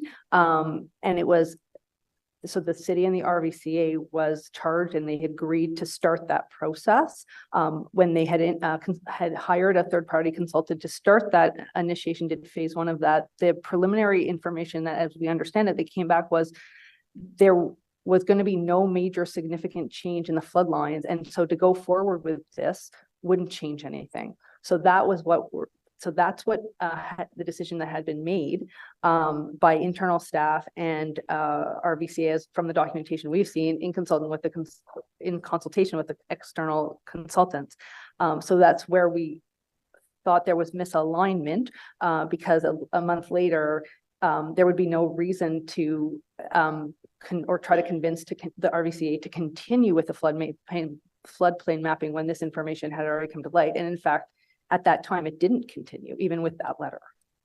And I would further add to that because council, obviously the direction after OPA 212 was amended, that the floodplain mapping was to be reviewed, that should a decision be made from that particular element, that should have gone back to council to explain that it was halted. Furthermore, if there were other elements that were being reviewed by, for example, the RVCA that would have allowed development in an area that they were expecting floodplain mapping to be reviewed, that should have been brought to members of council's attention as well. So you don't see it as through their study, they resolved the issues and came up with a course of action. You think they just abandoned it for no reason and went with the cut and fill? Chair, I wouldn't say what you're for interpreting here? I wouldn't say for no reason. No, I would state that they had commenced an assessment to see whether or not the floodplain mapping could be updated. That being said, that the initial assessment that was done stated there'd be no significant change in that floodplain, and as a result, no further work was performed during this period of time. Staff can obviously give you further information of what was done years down the road. The other thing, maybe I can provide some insight for new councillors here. Councillor Leeper and myself were on the planning committee last term when a lot of this was dealt with. And I believe this issue was investigated or looked into at least 5 times. Is that correct? Were you able to define or find all that when you were doing your deep dive into this? Chair, the only thing I can speak to is that we do have a summary of responses to questions raised by Councillor McKenney. I'm looking to my deputy to see if she's aware of anything else. That was the primary, as well as what came to the fraud and waste hotline. Okay, so 5 times. For my view, anyway, and Councillor Leeper can say if he had the same. I understood at the time with this application that the goal here was to try to find as much land in the city that could be developed that we would not need to expand the urban boundary any more than the bare minimum that we needed to do. And so this was seen from my perspective, and I know others at the time, that this meant less land needed in the urban boundary if this could be safely approved. And I understand the RVCA had put a requirement on this when they approved the cut and fill, that there's a 10-year monitoring program on here. So, you know, for others to try to create a doomsday image that, you know, the next big rain, the carpet is going to overflow and wipe away Councillor Lowe's ward or something, that's not possible. It's being monitored, and everybody, all the experts involved at the time were on board with what was going on, was the impression that I had through those 5 different times that I could think of that people were looking into this. The other piece I want to touch to in your report is you're saying about staff, infrastructure staff being excluded from the process. My understanding from my years around here is that it's not that uncommon where outside people have to be brought in, more so because staff just don't have the capacity to handle all the files that are going through. And this was a pre-COVID piece that I believe it was when we were really humming as a city and not, you know, I think the last update Mr. Herwire gave me was only 30% of the applications have been approved this year, or permits have been approved this year. But for staff that was excluded, my understanding or recollection of this was it was only a policy person that was excluded because of a direct conflict. There was no, anybody that, the city still set the rules as to what had to be met by the planning application. We took it through the normal process to whether approved or not approved, and it was approved. I can't remember, I'm looking at my colleague here. I can't remember if it was unanimously approved or not. Yeah, we're not sure of that, but maybe you saw that in your application. But the application was approved. All the staff, when an application comes in, they ensure that it meets the criteria that the city has set. And then when the work gets going, our experts and inspectors step in and monitor the process all the way along, whether it's city staff doing it or an outside contractor. Is that correct? The inspectors are still involved here. And then we also do a final approvals on this to make sure that they met all the criteria that they told us they were going to meet. None of that was waived. It was just a policy person due to a personal conflict that was excluded. Is that correct? Chair, that would be incorrect. I can confirm that we have email evidence clearly indicating that the entire asset management branch be fully excluded from the process. So everybody, this wasn't done to city criteria then? That is not what we're stating. What we're stating is that there were members from the asset management branch that were not included in the process that at the very tail end had to be in order to leverage some of their expertise. So we are highlighting the importance of including them within the process. We are not stating that you cannot consult out. Of course, it's important. And in some cases, you can get greater expertise on specific different elements that city staff might not be familiar with. But when it comes to significant assets that the city is going to have to manage and maintain for many years to come, it is important to ensure that the asset management branch is involved and that they're able to provide their feedback on the proposed course of action. Okay, thank you. I'll pursue that later with, because I think we're going to get into personnel matters there. So I'll take that offline with Mr. Herwire. The other part I want to ask you about is how many fraud and waste reports do you receive in a year? Because this is where this came through, right? As a fraud and waste? First and foremost, we receive roughly on average about 300 fraud and waste complaints per year. As I indicated earlier, many of these we direct towards management for them to investigate. The more significant ones we tend to review ourselves, but sometimes we allow management to provide us their feedback first and foremost.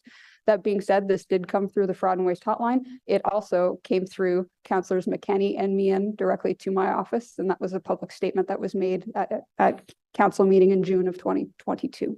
Okay, so out of those 300, which was what my question was, how many end up going to this degree, like where you actually do a full investigation and a report? How many out of those 300 arrive to this level?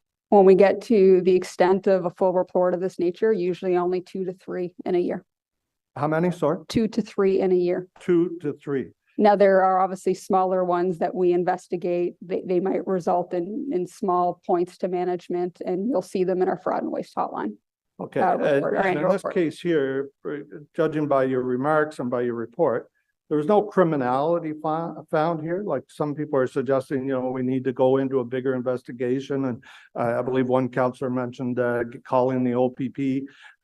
You didn't find any evidence of criminality here. Is that correct? So, Chair, we are not raising any issues of a criminal nature. We are talking about breaches in policy and breaches of procedure. The greater allegations that are being brought up are, in my opinion, either sitting with that you've heard from the delegates. It was the delegate that brought that up. That would be sitting with a member of council, which is outside of my purview, as well as items linked to the cut and fill application and potential risks of flooding. And again, that rests with the RVCA.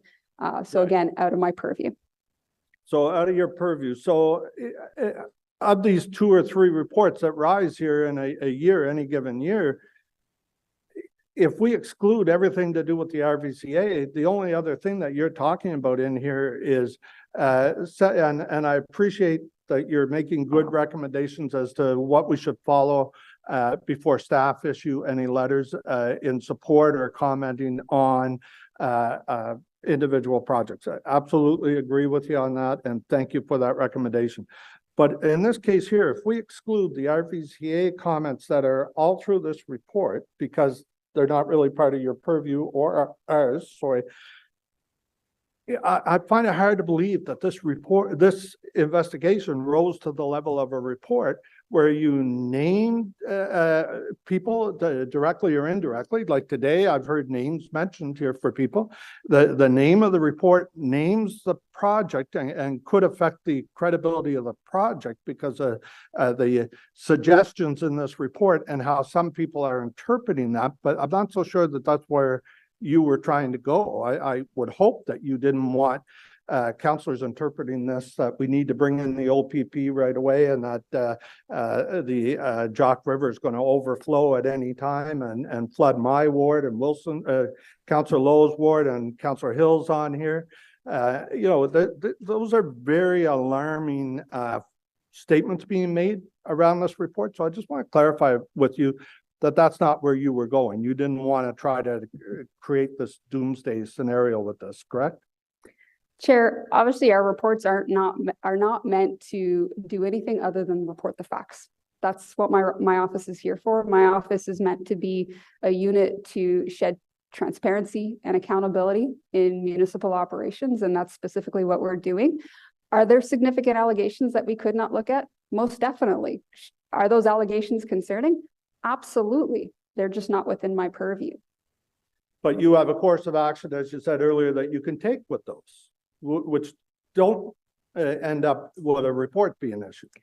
That's not what's in there. You can refer these to other, if you found criminality, you could refer to the, I don't know why we're saying the OPP versus the Ottawa Police, but report to a law enforcement agency or report to the province or whatever. You have those options available to you when you find something wrong, right? And if I hear you right, I don't want to put words in your mouth. You don't have those concerns with anything happened in the city except for the issuance of the letters, which you've made good recommendations for. Where your concerns are with the RVCA process and where it ended up. Is that correct?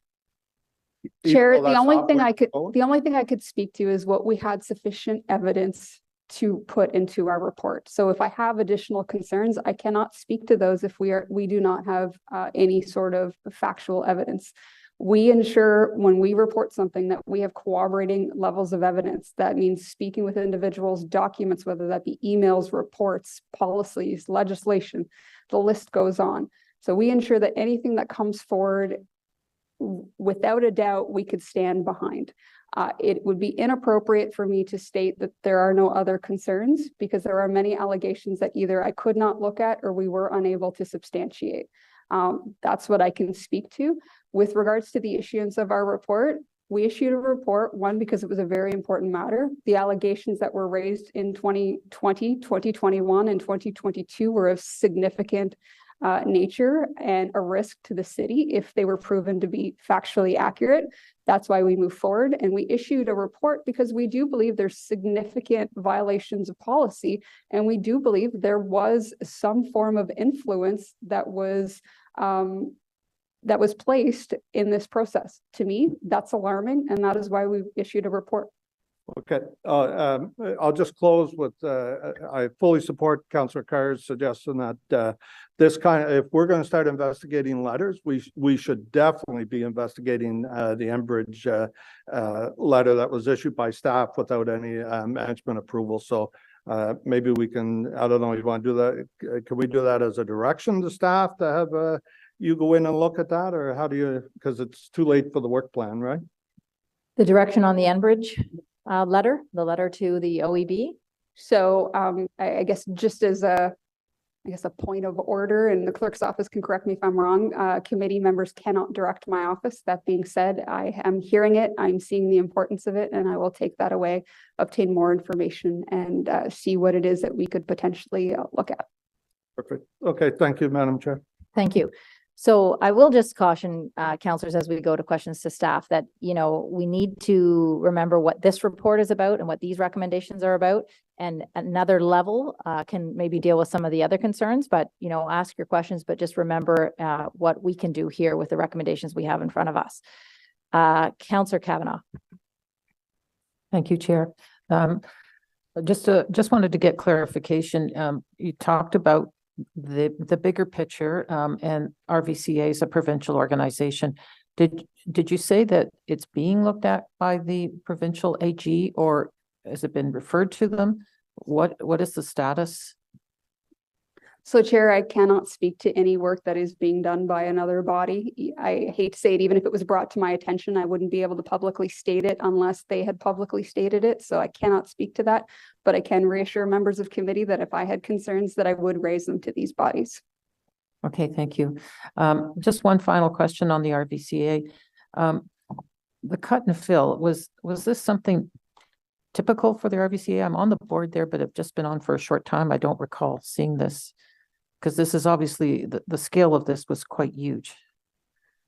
So, Chair, obviously this is outside of my purview. I can speak to my knowledge and staff can complement to their knowledge. But again, this is an RVCA matter. Is my understanding that a cut and fill is a proper procedure. It's one that's performed. They're just usually balanced. And in a floodplain, they are usually what they refer to as minor in nature. Okay, thank you. Appreciate it. Okay, it seems everyone still wants to ask questions of the Auditor General. I've tried 3 times. Does anybody actually have, can we just review? Does anybody have questions of the Auditor General still? Yes, Councillor Leeper to the Auditor General. Thank you very much, Chair, and thanks for your indulgence. I want to come back to the issue of the asset management branch being taken out of the review of the master infrastructure review. I think the report is, and I'm sorry, I just lost the wording. The report is a little bit vague. We understand that while the standard process would have the AMB conducting this review of the developer's MIR, due to certain complexities, management within planning services made the decision to hire a third-party consultant. You spoke, I think, to capacity constraints, but I think I also heard you say maybe 10 minutes ago that there were different perspectives among the asset management branch that may have played a role in their being taken off the review. Have I mischaracterized your assertion? I think, thank you for the question, and I would probably refer you to management more for explanation of those complexities. But maybe there were different perspectives because in fairness, it was, again, there were some complexities relative to the servicing, but just in totality, our perspective was that there was a view and especially a longer term view in terms of supporting these assets that the asset management branch would provide, that while maybe in the end came through because there was some sort of informal discussions, but more formally would have been beneficial. Do you have any understanding that asset management branch has had any strong concerns about the master infrastructure review? Thank you for the question. I believe from documentation and information that we've received was there was certainly different thoughts in terms of the servicing of the stormwater management. So those are questions I think that are probably best addressed to city staff, but I did want to make sure I understood that that is something that you have uncovered in the course of your investigation, was different perspectives, which I think helps understand the slightly vague language in your report with respect to certain complexities. I hope I'm not going too far out of bounds there, but that's what I'm hearing this morning. You are correct. And I just link back to kind of a statement that I made earlier. To the best of our ability, we report facts, and we also try to protect internal members of staff. So I could state that these viewpoints and these complexities that were raised were multiple staff members, but we try to avoid getting into too many details if we feel it can cause potential issues downstream internally with staff. Okay. Thank you, Chair. Thank you. Okay, Councillor Hill. Thank you very much, Madam Chair. And this is a question for staff. So I'm assuming, Madam Chair, we're at that place now? We are. Thank you so much. Okay, so my greatest concern as the city councillor that is responsible for the very area where this parcel exists is the health and safety of my residents. And so just I want to put it real simple to staff. Is this development that's happening at the Conservancy, is it safe? Do you have concerns about the changes in the floodplain and the cut and fill operation with regard to this this development?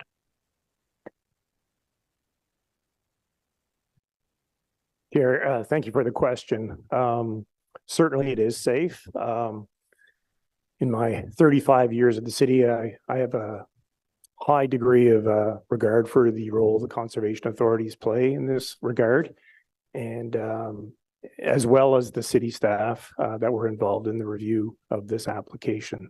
So as we heard earlier from the Auditor General, there is safeguards built into it, extra monitoring, and if water levels do rise, there is a plan to deal with that. That has not happened to date.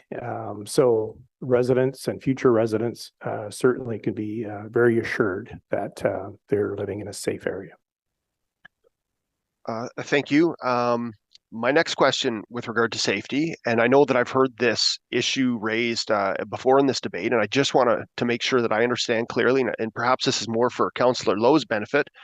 But I know that the manipulation of the floodplain to allow for the cut and fill, to allow for this development at the Conservancy has given rise to concerns about the impacts downstream of the Jock River vis-a-vis the floodplain.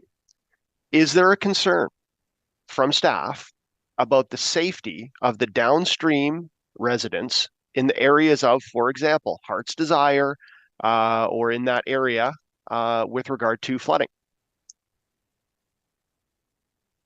Chair, I can state that there is not a concern. This was an area of significant review early on with the Conservation Authority. But once that was demonstrated through multiple reviews, multiple analysis, that was not the case, that's what led to the different approach. So it's not a concern. Okay. Anything further? Yes. Thank you, Madam Chair. So to confirm the development that we see here, which was converted back, I think it was 2018, from commercial recreational to residential, was done because it was seen as an opportunity to build houses.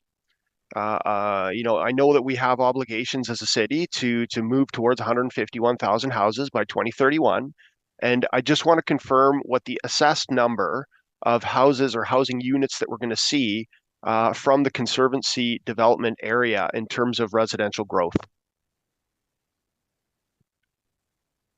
Certainly, Chair, I can get the councillor that number. It was a significant addition to the residential land supply. And as Councillor Hubley pointed out, that we were in the process of developing our official plan at the time.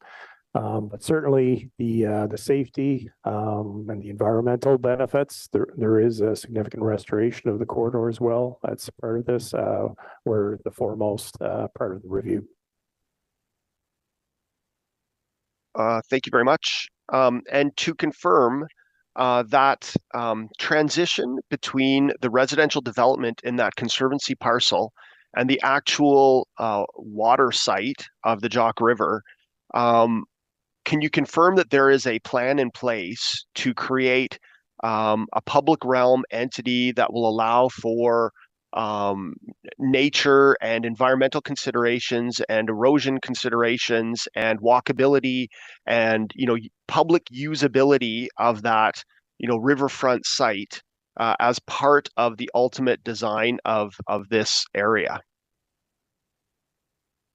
Certainly, I'll start, and perhaps Ms. Chu wants to add, but part of the approved development included significant open space additions along the Jock River pathways and open space land. So that is built into the development and part of the enhancement that I referenced earlier.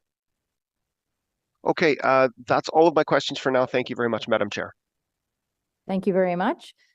Just a reminder here that it's 11:15. So, I mean, this is our first chance to talk to staff, but I'm going to committee members first. Vice Chair Brown.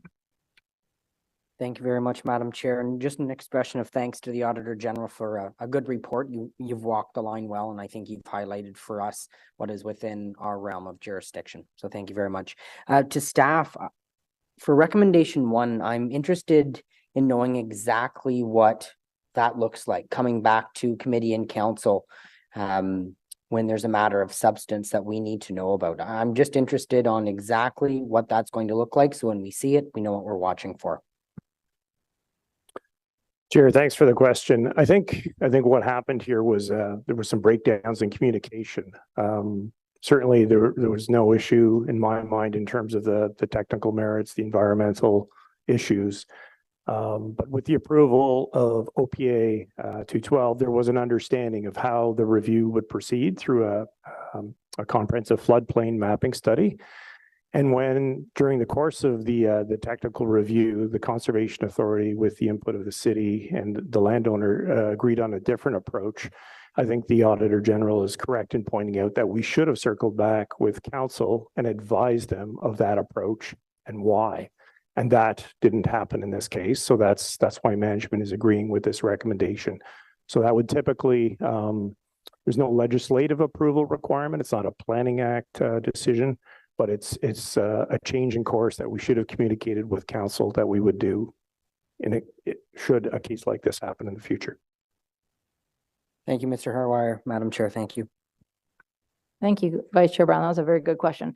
Councillor Lowe, you had your question asked by Councillor Brown. Is that the idea? Now you're off the list. Okay. Do you want to go back at all or no? No?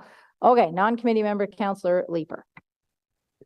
Non-committee councillor. Elizabeth. We will let you ask a question. Thank you very much, Chair. Mr. Harwire, I just want to make sure I hear I want to hear that the department understands what went wrong here beyond a breakdown in communications, and to hear that you understand the harm that's done when something is asserted in the name of council that isn't council's. And I'll come back to the AG's report, very specifically the paragraph on page 6. On November 7th, a letter was written by the Director of Planning Services within PIED to the RVCA, confirming the city's support for the approval of the cut and fill application. Further, the letter stated, "We want to reinforce the support council has expressed for this file. While management has indicated that the use of this statement was referring to council's approval of OPA 212 in 2018, the letter in question is responding to the placement of fill in sections of the Jock River floodplain." Do you agree with the AG that it is reasonable to think that the RVCA's approval of the cut and fill can be seen in the context of that letter by the Director of Planning to them? Chair, I can't speak to the thoughts of the then Director of Planning Services at the time, but I think what happened there was incorrect. It was wrong. It should have been reviewed. I remember speaking to my predecessor, GM Willis. He was not aware of this. That letter would not have gone out had there been that other level of review at the staff level. So that's why we're agreeing with the recommendation in this case. Okay, and that's but I do want to hear that I want to hear that letter should not have gone out. Staff and council have a great working relationship, but that letter went too far in terms of putting words in council's mouth. Can I just ask Mr. White, since that letter was written, the province has introduced strong mayor powers. Is this a letter that could be written today by the head of council without council permission?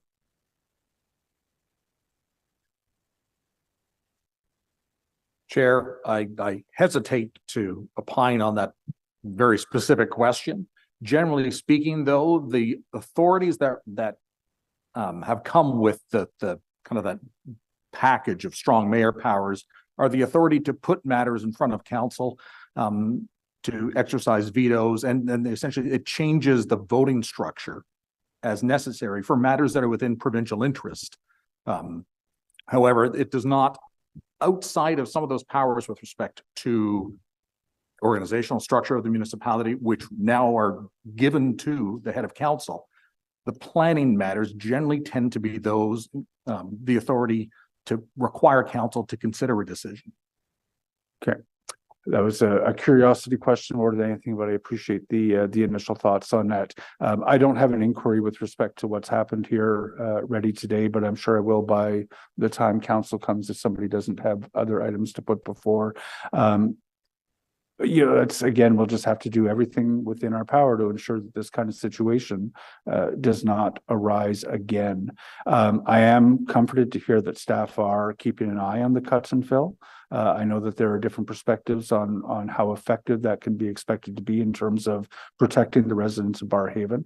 But we'll keep an eye on that. AG, thank you for your work on this. Thank you for pursuing it as vigorously as you did, and I'll leave the matter there for the time being. Thank you, Chair. Thank you, Councillor Leeper, Councillor Renard, and then maybe we can move on. Thanks very much, Chair, and I'll be short. Obviously, thanks to the AG for bringing this forward. On the management response number 3, had asked just a question about that during the AG questioning, and I just wanted to hear from staff about the timing of that, given the initial comments to start the meeting around timely report backs. The other two management responses indicate they're going to be done as of this quarter in 2023. I'm wondering why the third management response, which seems to be a pretty, it seems similar to the other two in terms of timing, and why it could be moved up, given it seems to be a relatively small policy type change. It's saying it's going to be completed by Q2 2024. I'm just wondering why the timing of that. Why can't it be done this quarter and an immediate change be made? Chair, this is in fact, in practice, what we're doing. What we're working on now is the documentation piece, so that it's front and center for all staff. We're working it into our new employee orientation. So we will advance it if possible. It could be in Q1, later in Q1, but there are some internal pieces that we want to put together so it's very robust and clear for all. And just to be clear, this is to ensure that there's a formal role for city subject matter experts to ensure that the impact on city infrastructure is fully evaluated. If there's a consultant that's been hired for a peer review, I would have thought that was just matter of course that does happen now. Is that not already happening now? Chair, yes, it is, and they were involved in this review as well. Perhaps certain individuals were not, but certainly the director and manager of infrastructure services had input on the terms of reference of the third-party consultant. They signed off on the approval. They were involved. But what we're working on now is just the better documentation of when we do retain a third-party consultant, what is everyone's role? Have that clearly documented so there's no confusion in the future. Okay, thanks. I hope that can be moved up, and appreciate those comments. Thank you very much, Chair. Thank you very much. All right, so the report recommendation that the Audit Committee receive the Conservancy Development Investigation Report and recommend that Council consider and approve the recommendations. Is this item received? Received. Councillor Kavanaugh? Yeah, I'd like to move a motion. Related to this? Yes. Okay. Yes, just a second.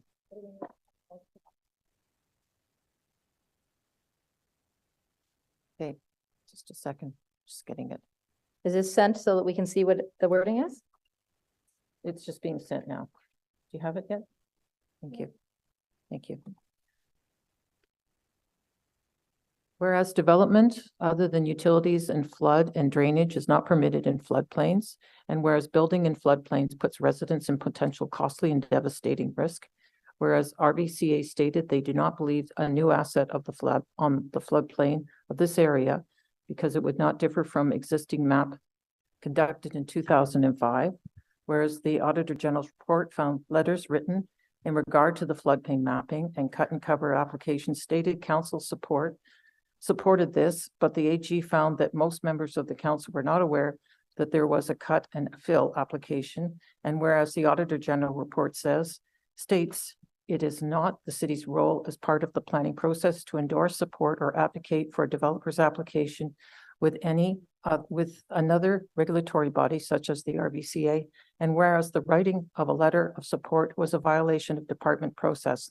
Therefore, be it resolved that the Audit Committee recommend to Council to bring forward the report regarding the investigation of the allegations related to planning activities of the Conservancy development to the Office of the Auditor General of Ontario for further investigation if the AGO sees fit.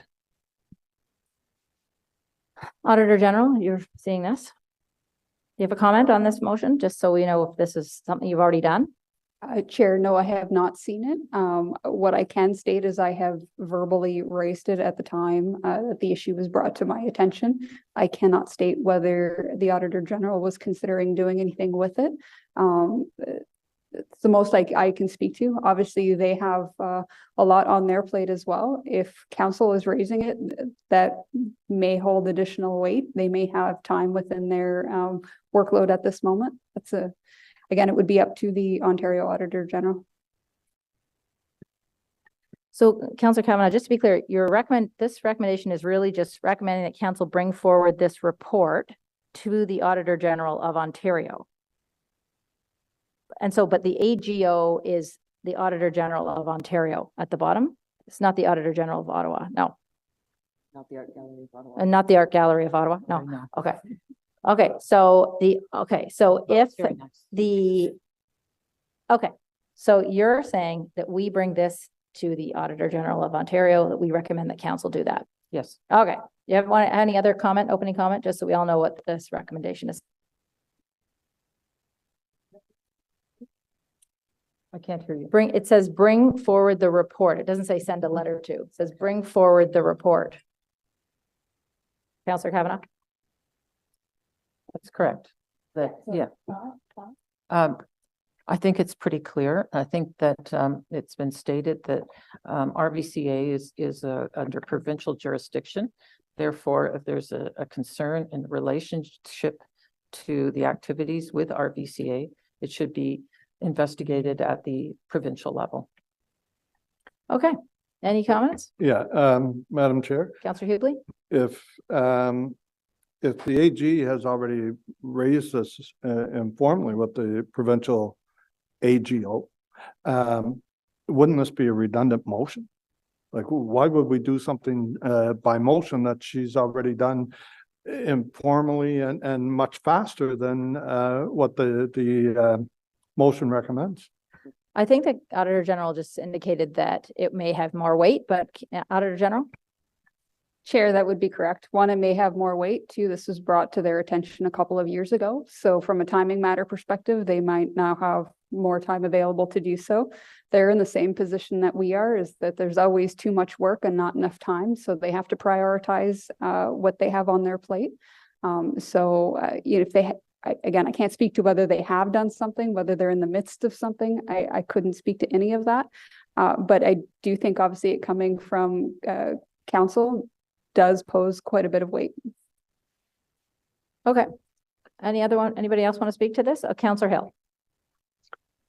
Thank you, Madam Chair. I just want to confirm the first two whereas statements that really lead one down the road of understanding that this is a development in a floodplain. And I want to confirm from staff if that's the case, because my understanding was that was the purpose of the cut and fill, was for this development to not be in fact in the floodplain. So I just want to confirm the language that we're using in this when we move this, as you know, words have meanings and people will take this motion to potentially mean something that it's not meant to mean if we're not using our language carefully. So my specific question for staff is the Conservancy development in a floodplain?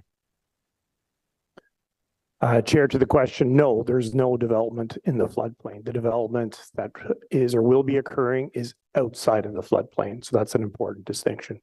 I also like to point out that staff through the city clerk's office this past February sent extensive information, files, background documents to the Ontario Ombudsman as well. So that information has been provided as well. Thank you very much to staff, and thank you, Madam Chair. I think just because of the complexity of this case and the way that this language is being used, I will not be supporting this. Anyone else want to speak to this motion? No? Councillor Kavanaugh, wrap up? Thank you very much. If you read it carefully, you'll see that it talks about that the development is not allowed in a floodplain, but obviously the status was changed to, and that's the whole point, is how it was changed. So that is what we're looking at, and it's the process of how it was changed that is the problem. Floodplains should be taken very seriously, and the fact that the RBCA initially did not support this and were influenced by a letter is very important, and I think we should. My recommendation is we support this. Thank you. Thank you. All right, we'll go to the vote. Councillor Hill? No. Councillor Kavanaugh? Yes. Councillor Carr? Yes. Councillor Kitts? Yes.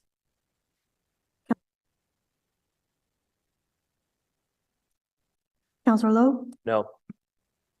Vice Chair Brown? No. Councillor Curry? Chair Curry? Yes. 4 yeas, 4 nays. That fails on a tie, which means if it comes to council, it can be picked up, but it fails on a tie here. Okay. Thank you very much, everyone, for that. And so we move on to the Office of the Auditor General 2024-25 Audit Work Plan. Thank you very much, Chair. If I could have the presentation shared on screen, please.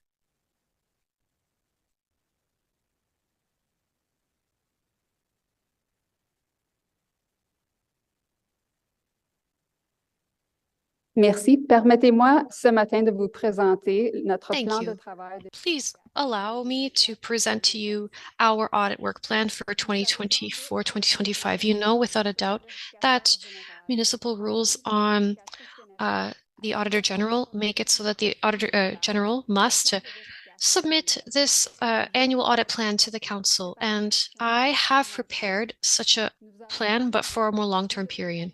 We've decided to prepare a 2-year plan. We believe that this is a more efficient way of doing this, that will allow for my team to adapt it to the changing risks, operations, and situation. And the plan gives the members of council an overview of the work that our office will do for 2024 and 2025. Next slide, please. Today, I'm going to explain to you the process for establishing this work plan, the risk-based audit plan process, our work plan, as well as the emerging issues and the audit horizon. Next slide, please. 5 steps have been undertaken in order for us to arrive at our audit work plan. First, we update what we refer to as our audit universe. The audit universe includes all potential auditable activities, which includes programs, services, and functions, which collectively contribute to the achievement of the city's strategic objectives. We then review various documents. I won't list them all, but obviously these include items such as the budget, the strategic plan, council meeting minutes, committee meeting minutes, and so on. We also undertook consultations with members of council, as well as the senior leadership team, to obtain input on strategic and organizational objectives, risks, and anticipated changes and challenges to the operating environment. Throughout the year, we touch base with the external auditors to discuss their audit coverage and high-risk areas to minimize overlap and duplication of efforts. I also liaise with other auditor generals in order to identify global risks and similar areas of focus that could be leveraged. New this year, our office launched a public survey seeking input from the public with regards to areas of focus they'd like to see our office put some attention onto. Our report refers to 10 areas, the top 10 areas, but I'd like to highlight the top 3, which include LRT Stage 2, homelessness, as well as OC Transpo route scheduling. These steps I've just discussed enable us to select and prioritize engagements based on risk, taking into consideration available resources and the need to be agile in our current environment. The audits recommended to committee today aim to help the city's administration mitigate risks, as well as improve accountability, the control environment, and efficiency and effectiveness of city operations. Next slide, please. On this slide, you will find the audits that form our audit plan. Those currently in progress include audits of affordable housing, the climate change master plan, a roads value for money audit, purchasing cards, as well as an agile audit of the Lansdowne 2.0 redevelopment project. Our intention is to continue with our agile audit of the zero emissions buses project into next year, as well as commence audits on the following subjects over the next year or 2. These include paramedic services, the development review process, housing and homelessness services, automated speed and red light camera enforcement program, corporate diversity and inclusion plan, solid waste master plan, OC Transpo route planning and scheduling, as well as an agile audit of the light rail transit system. Next slide, please. As some members of committee may know, this past October, the Ottawa Police Services Board passed a motion inviting our office to conduct an overall risk and opportunities assessment of the Ottawa Police Service and develop an independent audit work plan in order to identify and prioritize opportunities to more effectively and efficiently deliver police services in the city of Ottawa.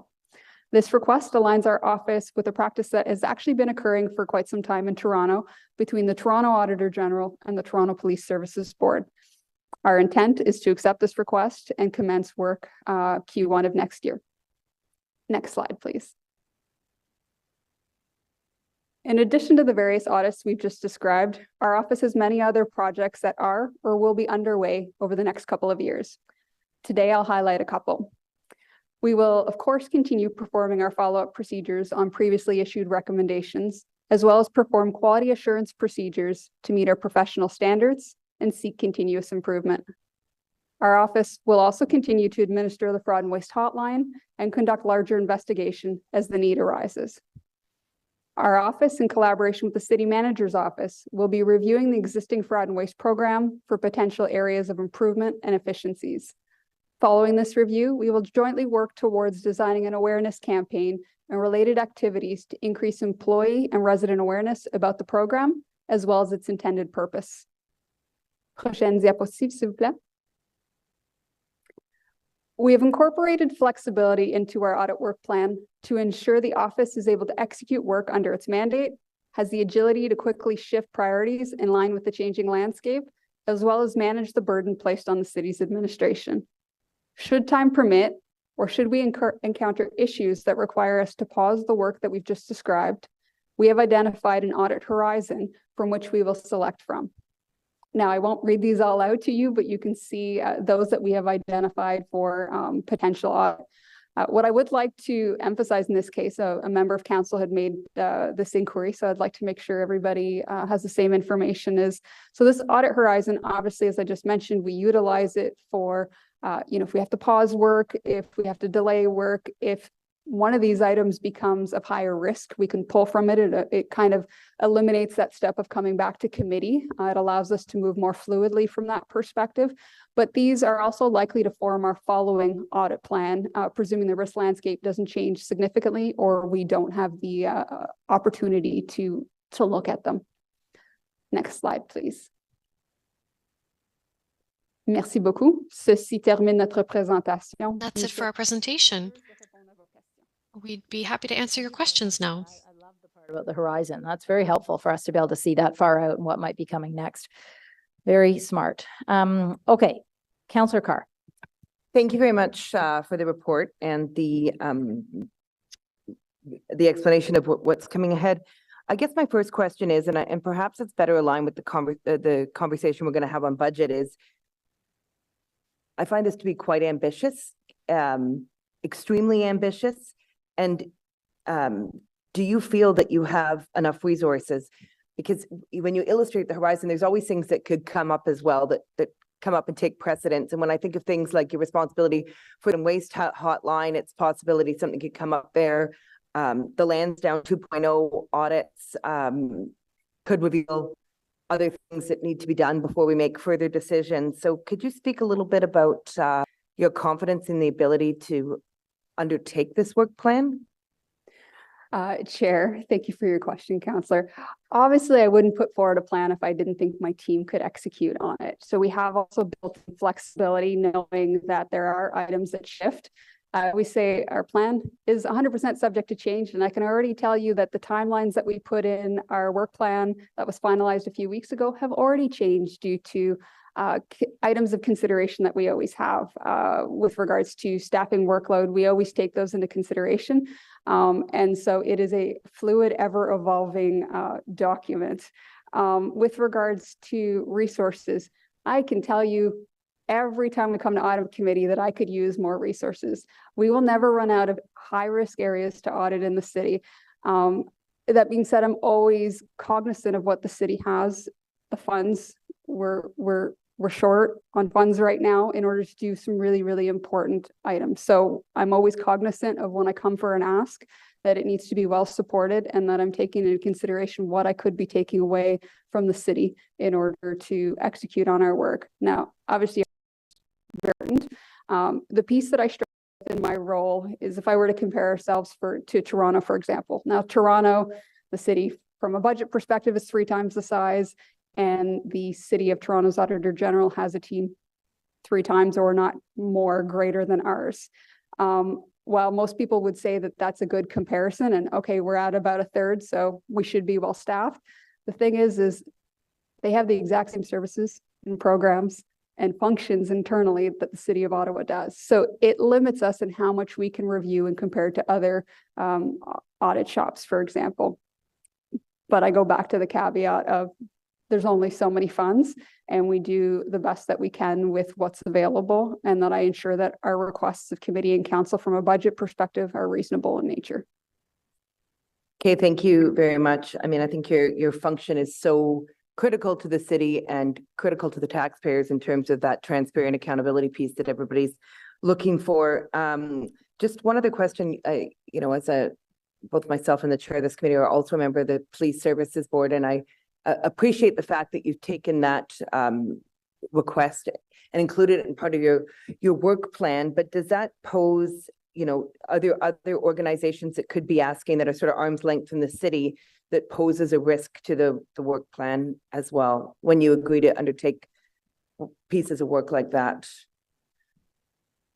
I wouldn't say it poses a risk. Obviously, we take every request and we assess it based off of priorities.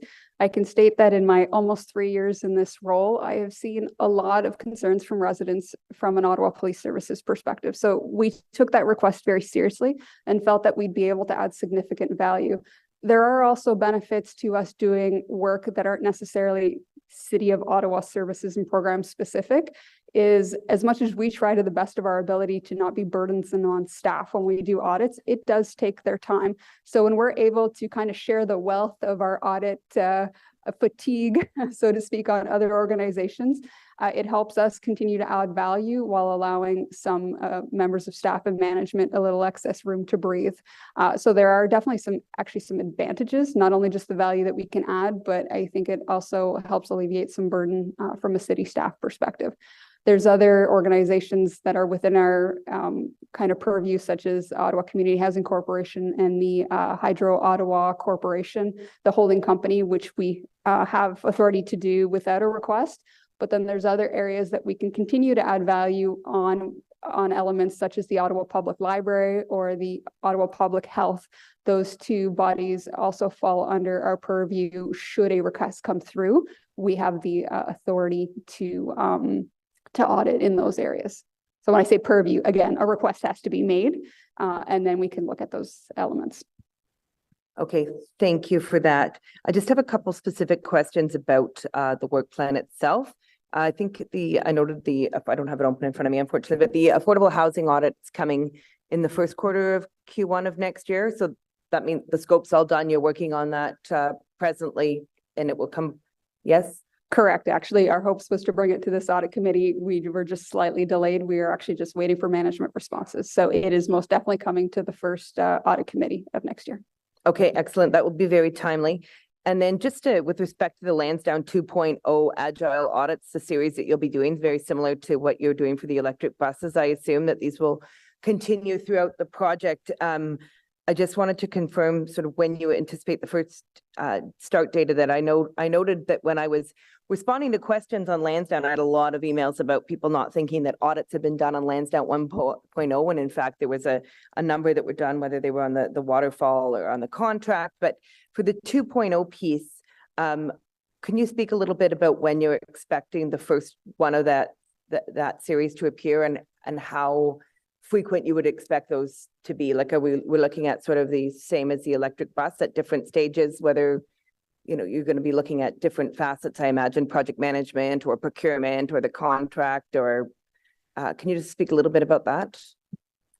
Chair, yes. So obviously our approach is going to be very similar to that of the zero emissions buses agile audit that we've been conducting. So we have started our Agile Audit of Lansdowne 2.0. We are in the midst of conducting a risk assessment. And what I can confirm that we have decided to do in tandem at the exact same time of our risk assessment is our first sprint has been focused on, and the scope of it is still yet to be fully determined, but the subject matter will be the financial due diligence of the proposal and the underlying assumptions. Because there is so much importance to these particular items. There seems to be a lot of interest. We have chosen what we are likely to do is very similar to what we did for audits of the convoy protest. We will be establishing a standalone section on our website, and once our scope has been defined, we will be publishing that. We'll obviously be informing committee and council ahead of that. And our plan is to try to update members of committee and council and then members of the public as timely as possible throughout the process of our audit.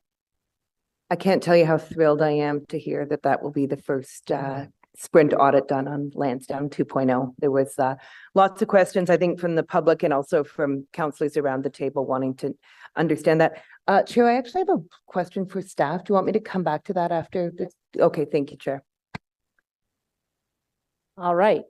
Question for the Auditor General, Councillor Lowe. Thank you, Chair. First question is a very specific question about the agile audit of the LRT. What exactly are we looking at? Are we looking at more of the construction side of things, like what's being built now, or more so the execution of the contract with RTG from what exists now? So Chair, when it comes to our agile audits, the first thing we do is we do a risk assessment. So right now, everything is of potential audit subject. That would be LRT stage 1, LRT stage 2, and any future stages thereafter should they continue, and any aspect of those. Obviously, we avoid duplication of efforts, so I wouldn't expect to see items that have already been covered under the OLRT public inquiry. That being said, everything is currently open to audit scope, so to speak. Okay, cool. Okay, so my second question is I really like the chart with the audit horizon and what's kind of coming up. Is there, I look at those subjects that are on the chart there and I see everything has a potential of becoming prioritized or kind of really bubbling up to the surface because of, I don't know, whatever. If that was the case, and this may be a hypothetical question, if that was the case, what do you see as the most at risk? And assuming we're not allocating any extra resources or we can't, what do you see as most at risk of being pushed down as a result of something being pushed up in the horizon? That's a very good question and a very tough one to state. We obviously have some more internal facing audits. Those are still important. They don't necessarily garner the same attention from members of committee and council or members of the residents. So that there's always a potential that some of those come off the table, but I don't think I would speak at this very moment to what those would be because we have prioritized them for a reason. So I think it would have to depend what it is that we would be replacing it with. We also take into consideration which departments we are impacting with our audits. So if, for example, if we were to bring in building code services, we might look at areas in planning that we have under our current work plan and shift those further down. So we're not impacting the same group of individuals at the same time. Okay, great. Thank you. Thank you, Councillor Kavanaugh. Thank you, Chair. And thank you for this very ambitious list. This is a very basic question. Can you tell me what you mean by periodic? Because it's not a date. So when you see periodic, it's because we're speaking to our agile audits. So maybe I'll just step back and walk through that process a little bit. So our agile audits first start off with a risk assessment, and we select this type of audit approach when we're looking at longer term projects. If I go back to kind of when this approach started being used by auditors, it was with system implementations.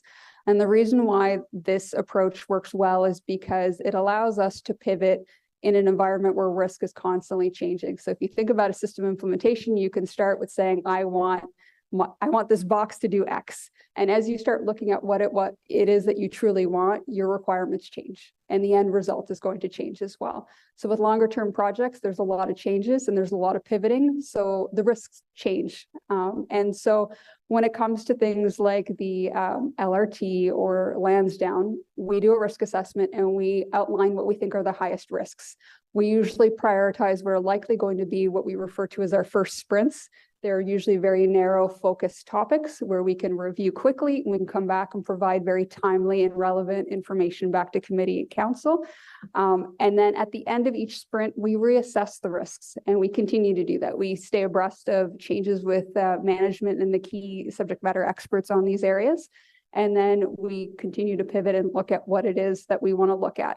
Now, if there are areas that perhaps of higher risk that are more spread out, that may result in gaps throughout the period of time that we're going to audit. And so when we say periodic reporting back, it depends how many sprints we do. It depends what the topic is, because that will determine how long of a reporting period that we may need in order to conduct the work. That being said, what I had indicated to the joint committee and the council as a whole when it came to Lansdowne 2.0 was, to the best of our ability, we would report back by our second audit committee in June. And I did make note, and this would obviously be at the will of the chair, is should we be completed our work in advance of that, that I would ask the chair if she'd be willing to have an earlier or additional audit committee held for us to report back that information as timely as possible. Thank you very much. In terms of affordable housing, probably the biggest question that people have is the definition. Is that something that you're tackling? Because obviously there's different versions of it. And as chair of Ottawa Community Housing, I'm quite aware that the term gets thrown around a lot. Chair, I can definitely state that that is highlighted in our draft report. Thank you. Appreciate that. And I look forward to it. Hopefully it'll help us meet our objectives. Thank you. All right, thank you for that. Councillor Carr, question to staff.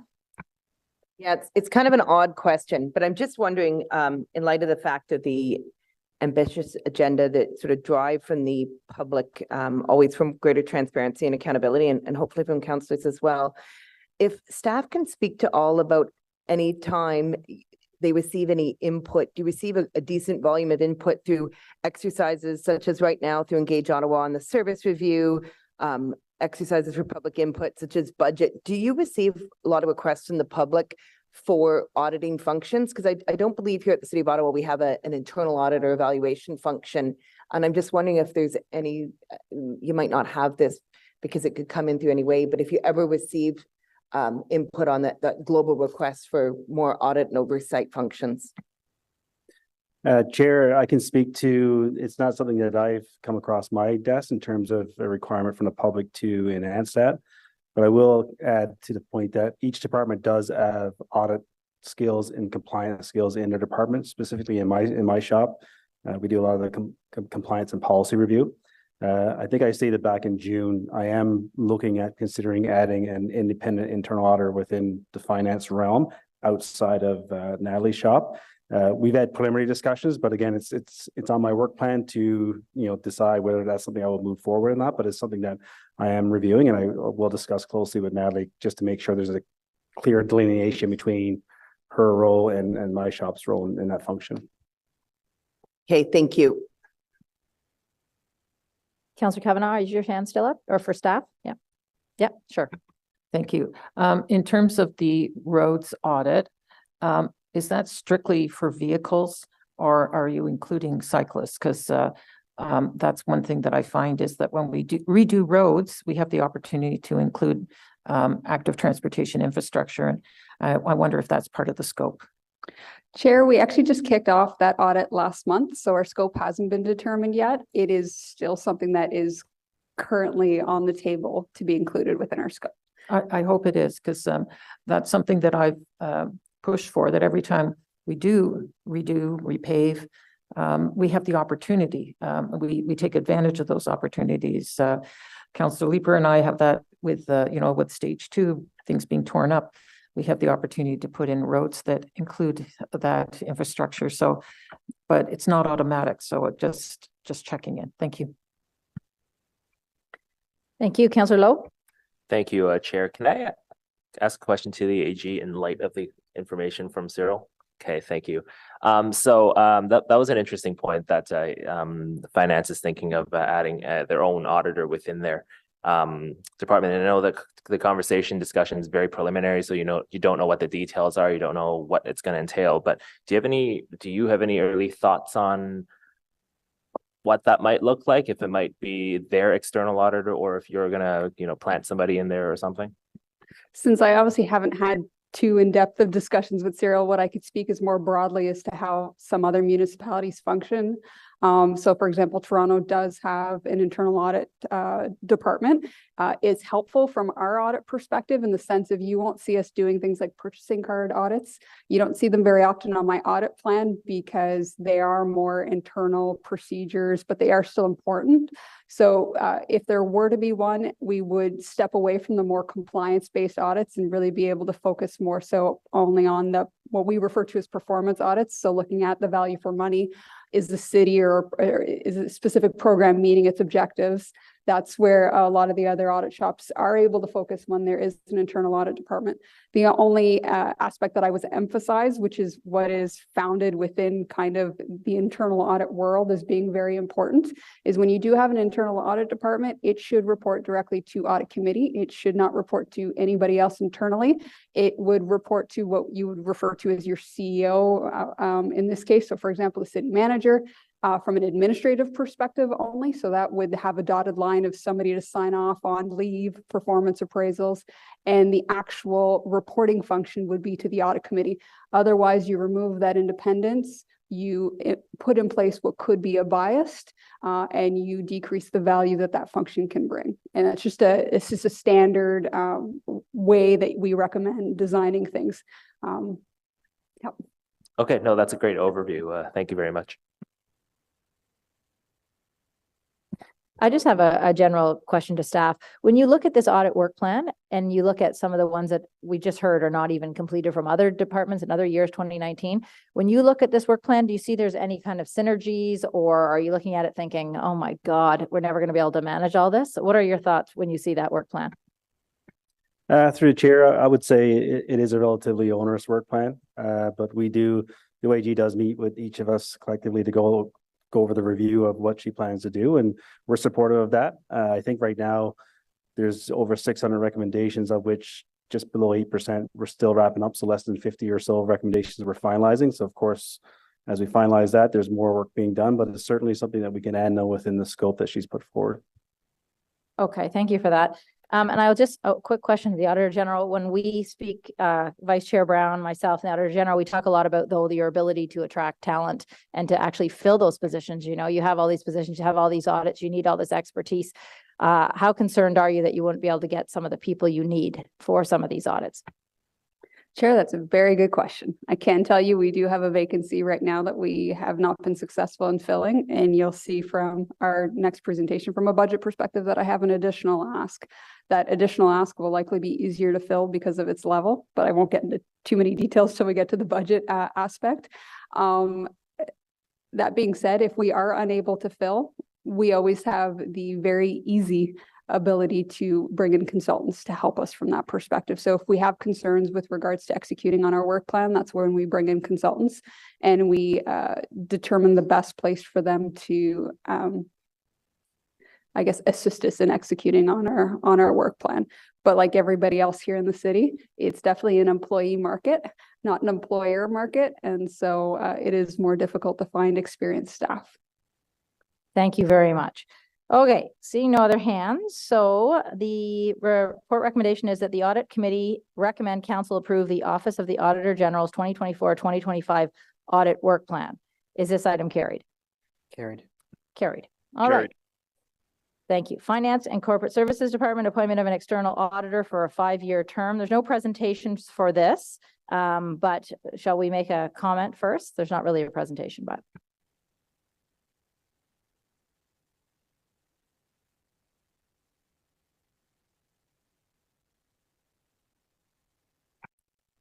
Is anyone coming forward to say anything? I mean, the report recommendation is pretty obvious, but do we have any questions from the committee? I could have done this one on consent earlier, I guess, but I wasn't sure if I thought people would have questions. No?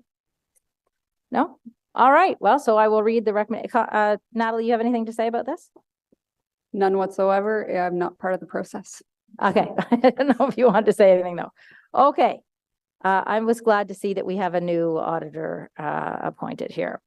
All right, report recommendation that the audit committee recommend that council approve, number one, the appointment of KPMG LLP as the external auditors of the city of Ottawa, commencing upon issuance of a purchase order to KPMG and ending September 30th, 2028, includes the audits for 5 fiscal years for a total firm price of $2,970,850 plus HST for the 5-year contract period, and that necessary bylaw be enacted. And 2, the appointment of KPMG LLP as the external auditors of the Ottawa Community Lands Development Corporation for the 5-year period ending September 30th, 2028. All right, is this item carried? Carried. Carried. All right, well, that was easy. 6.2, 2024 draft operating and capital budgets.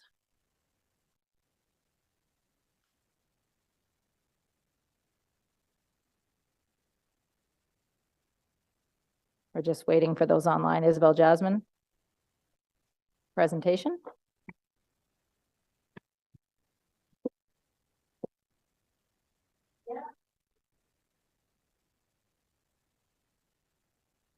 Your presentation. Great. Just waiting for the presentation. Perfect. Okay, next slide. So today we are presenting the 2024 draft budgets that are within the responsibility of the Audit Committee.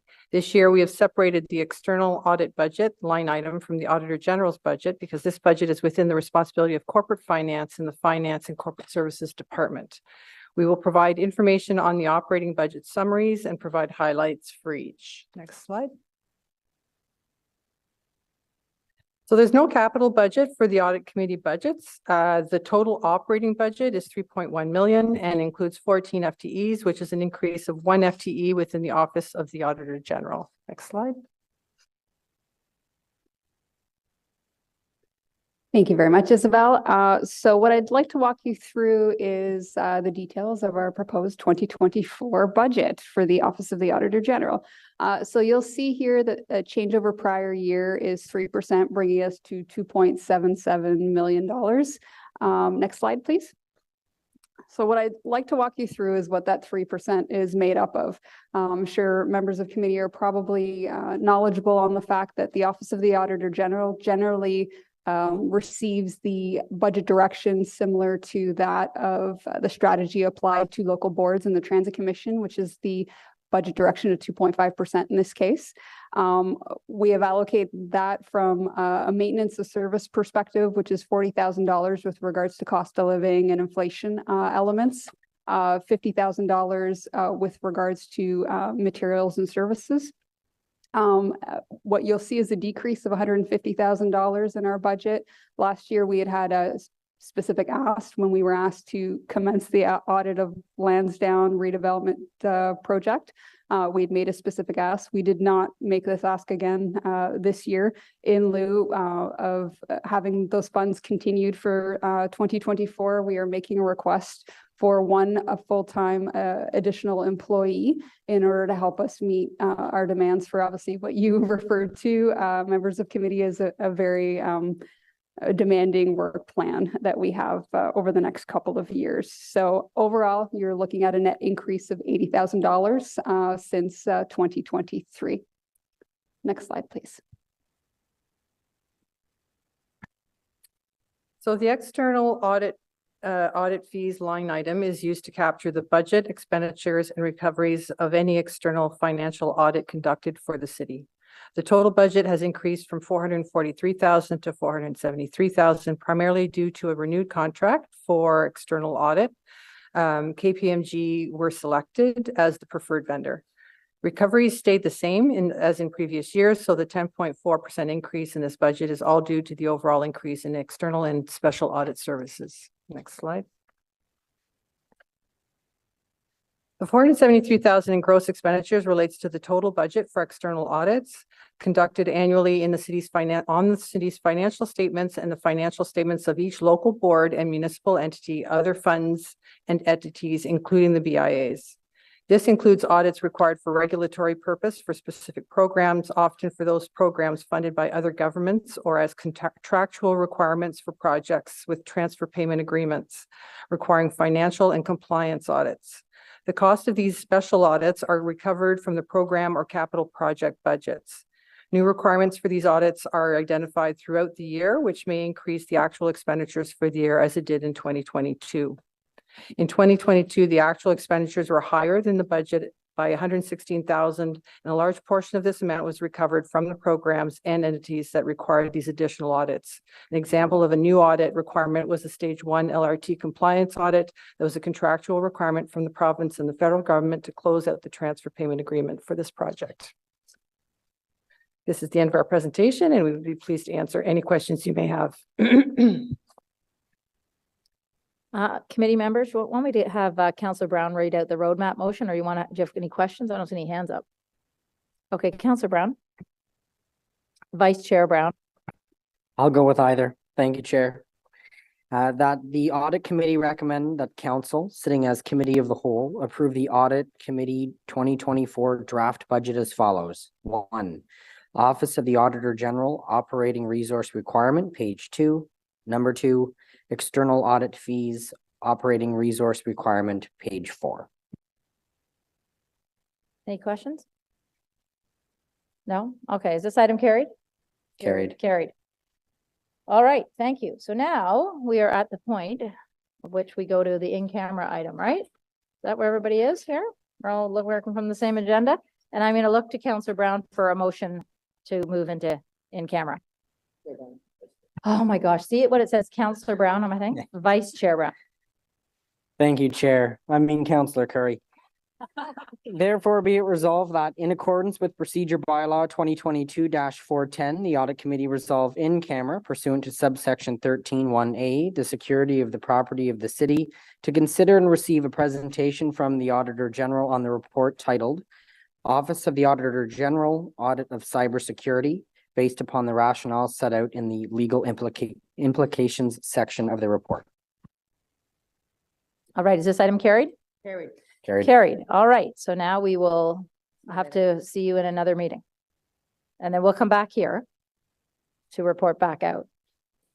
For now, this meeting will be on pause.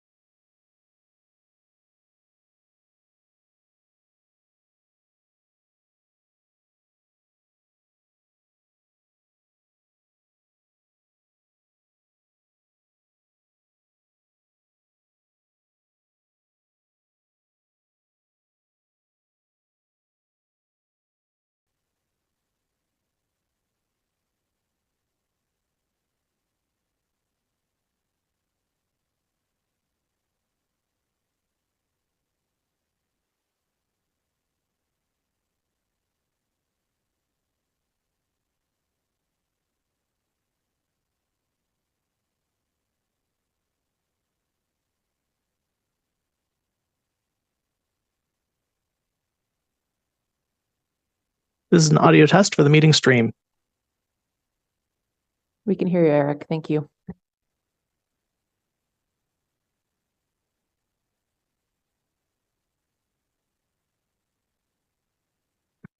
Oh.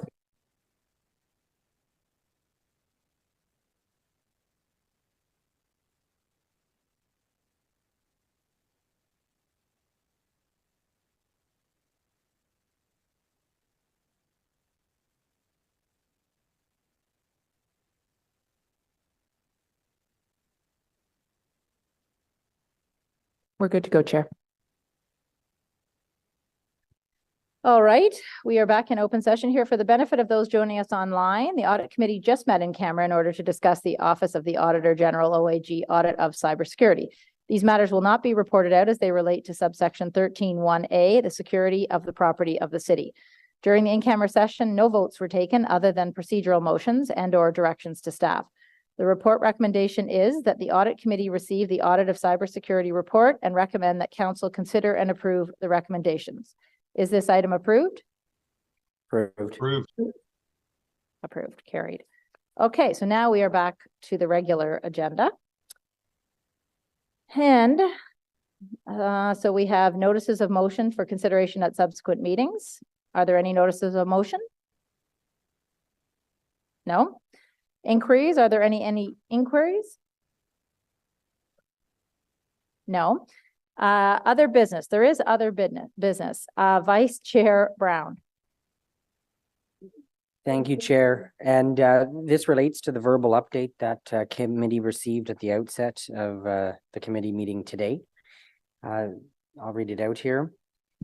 That the following motion be added to the agenda for consideration at the November 27th meeting of the Audit Committee pursuant to subsection 89(3) of the procedure bylaw, so that staff may provide information prior to the next Audit Committee meeting. Whereas during the Auditor General's verbal update to Audit Committee regarding the status of outstanding audit recommendations, committee learned of a concerning number of recommendations that remain outstanding despite adequate resourcing being available to complete the timelines of each recommendation as presented through the various audit reports.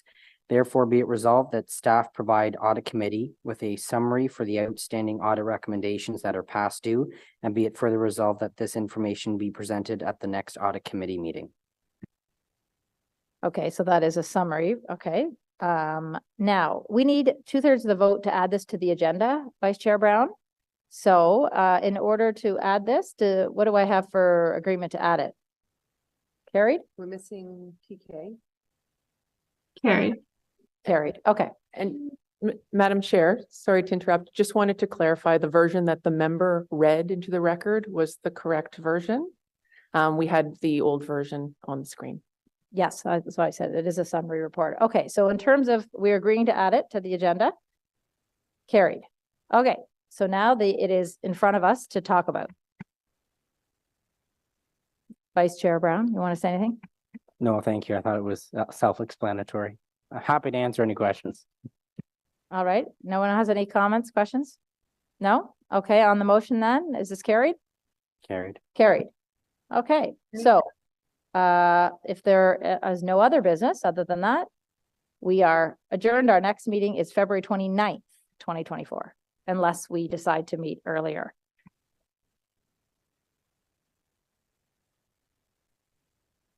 Thanks, everyone.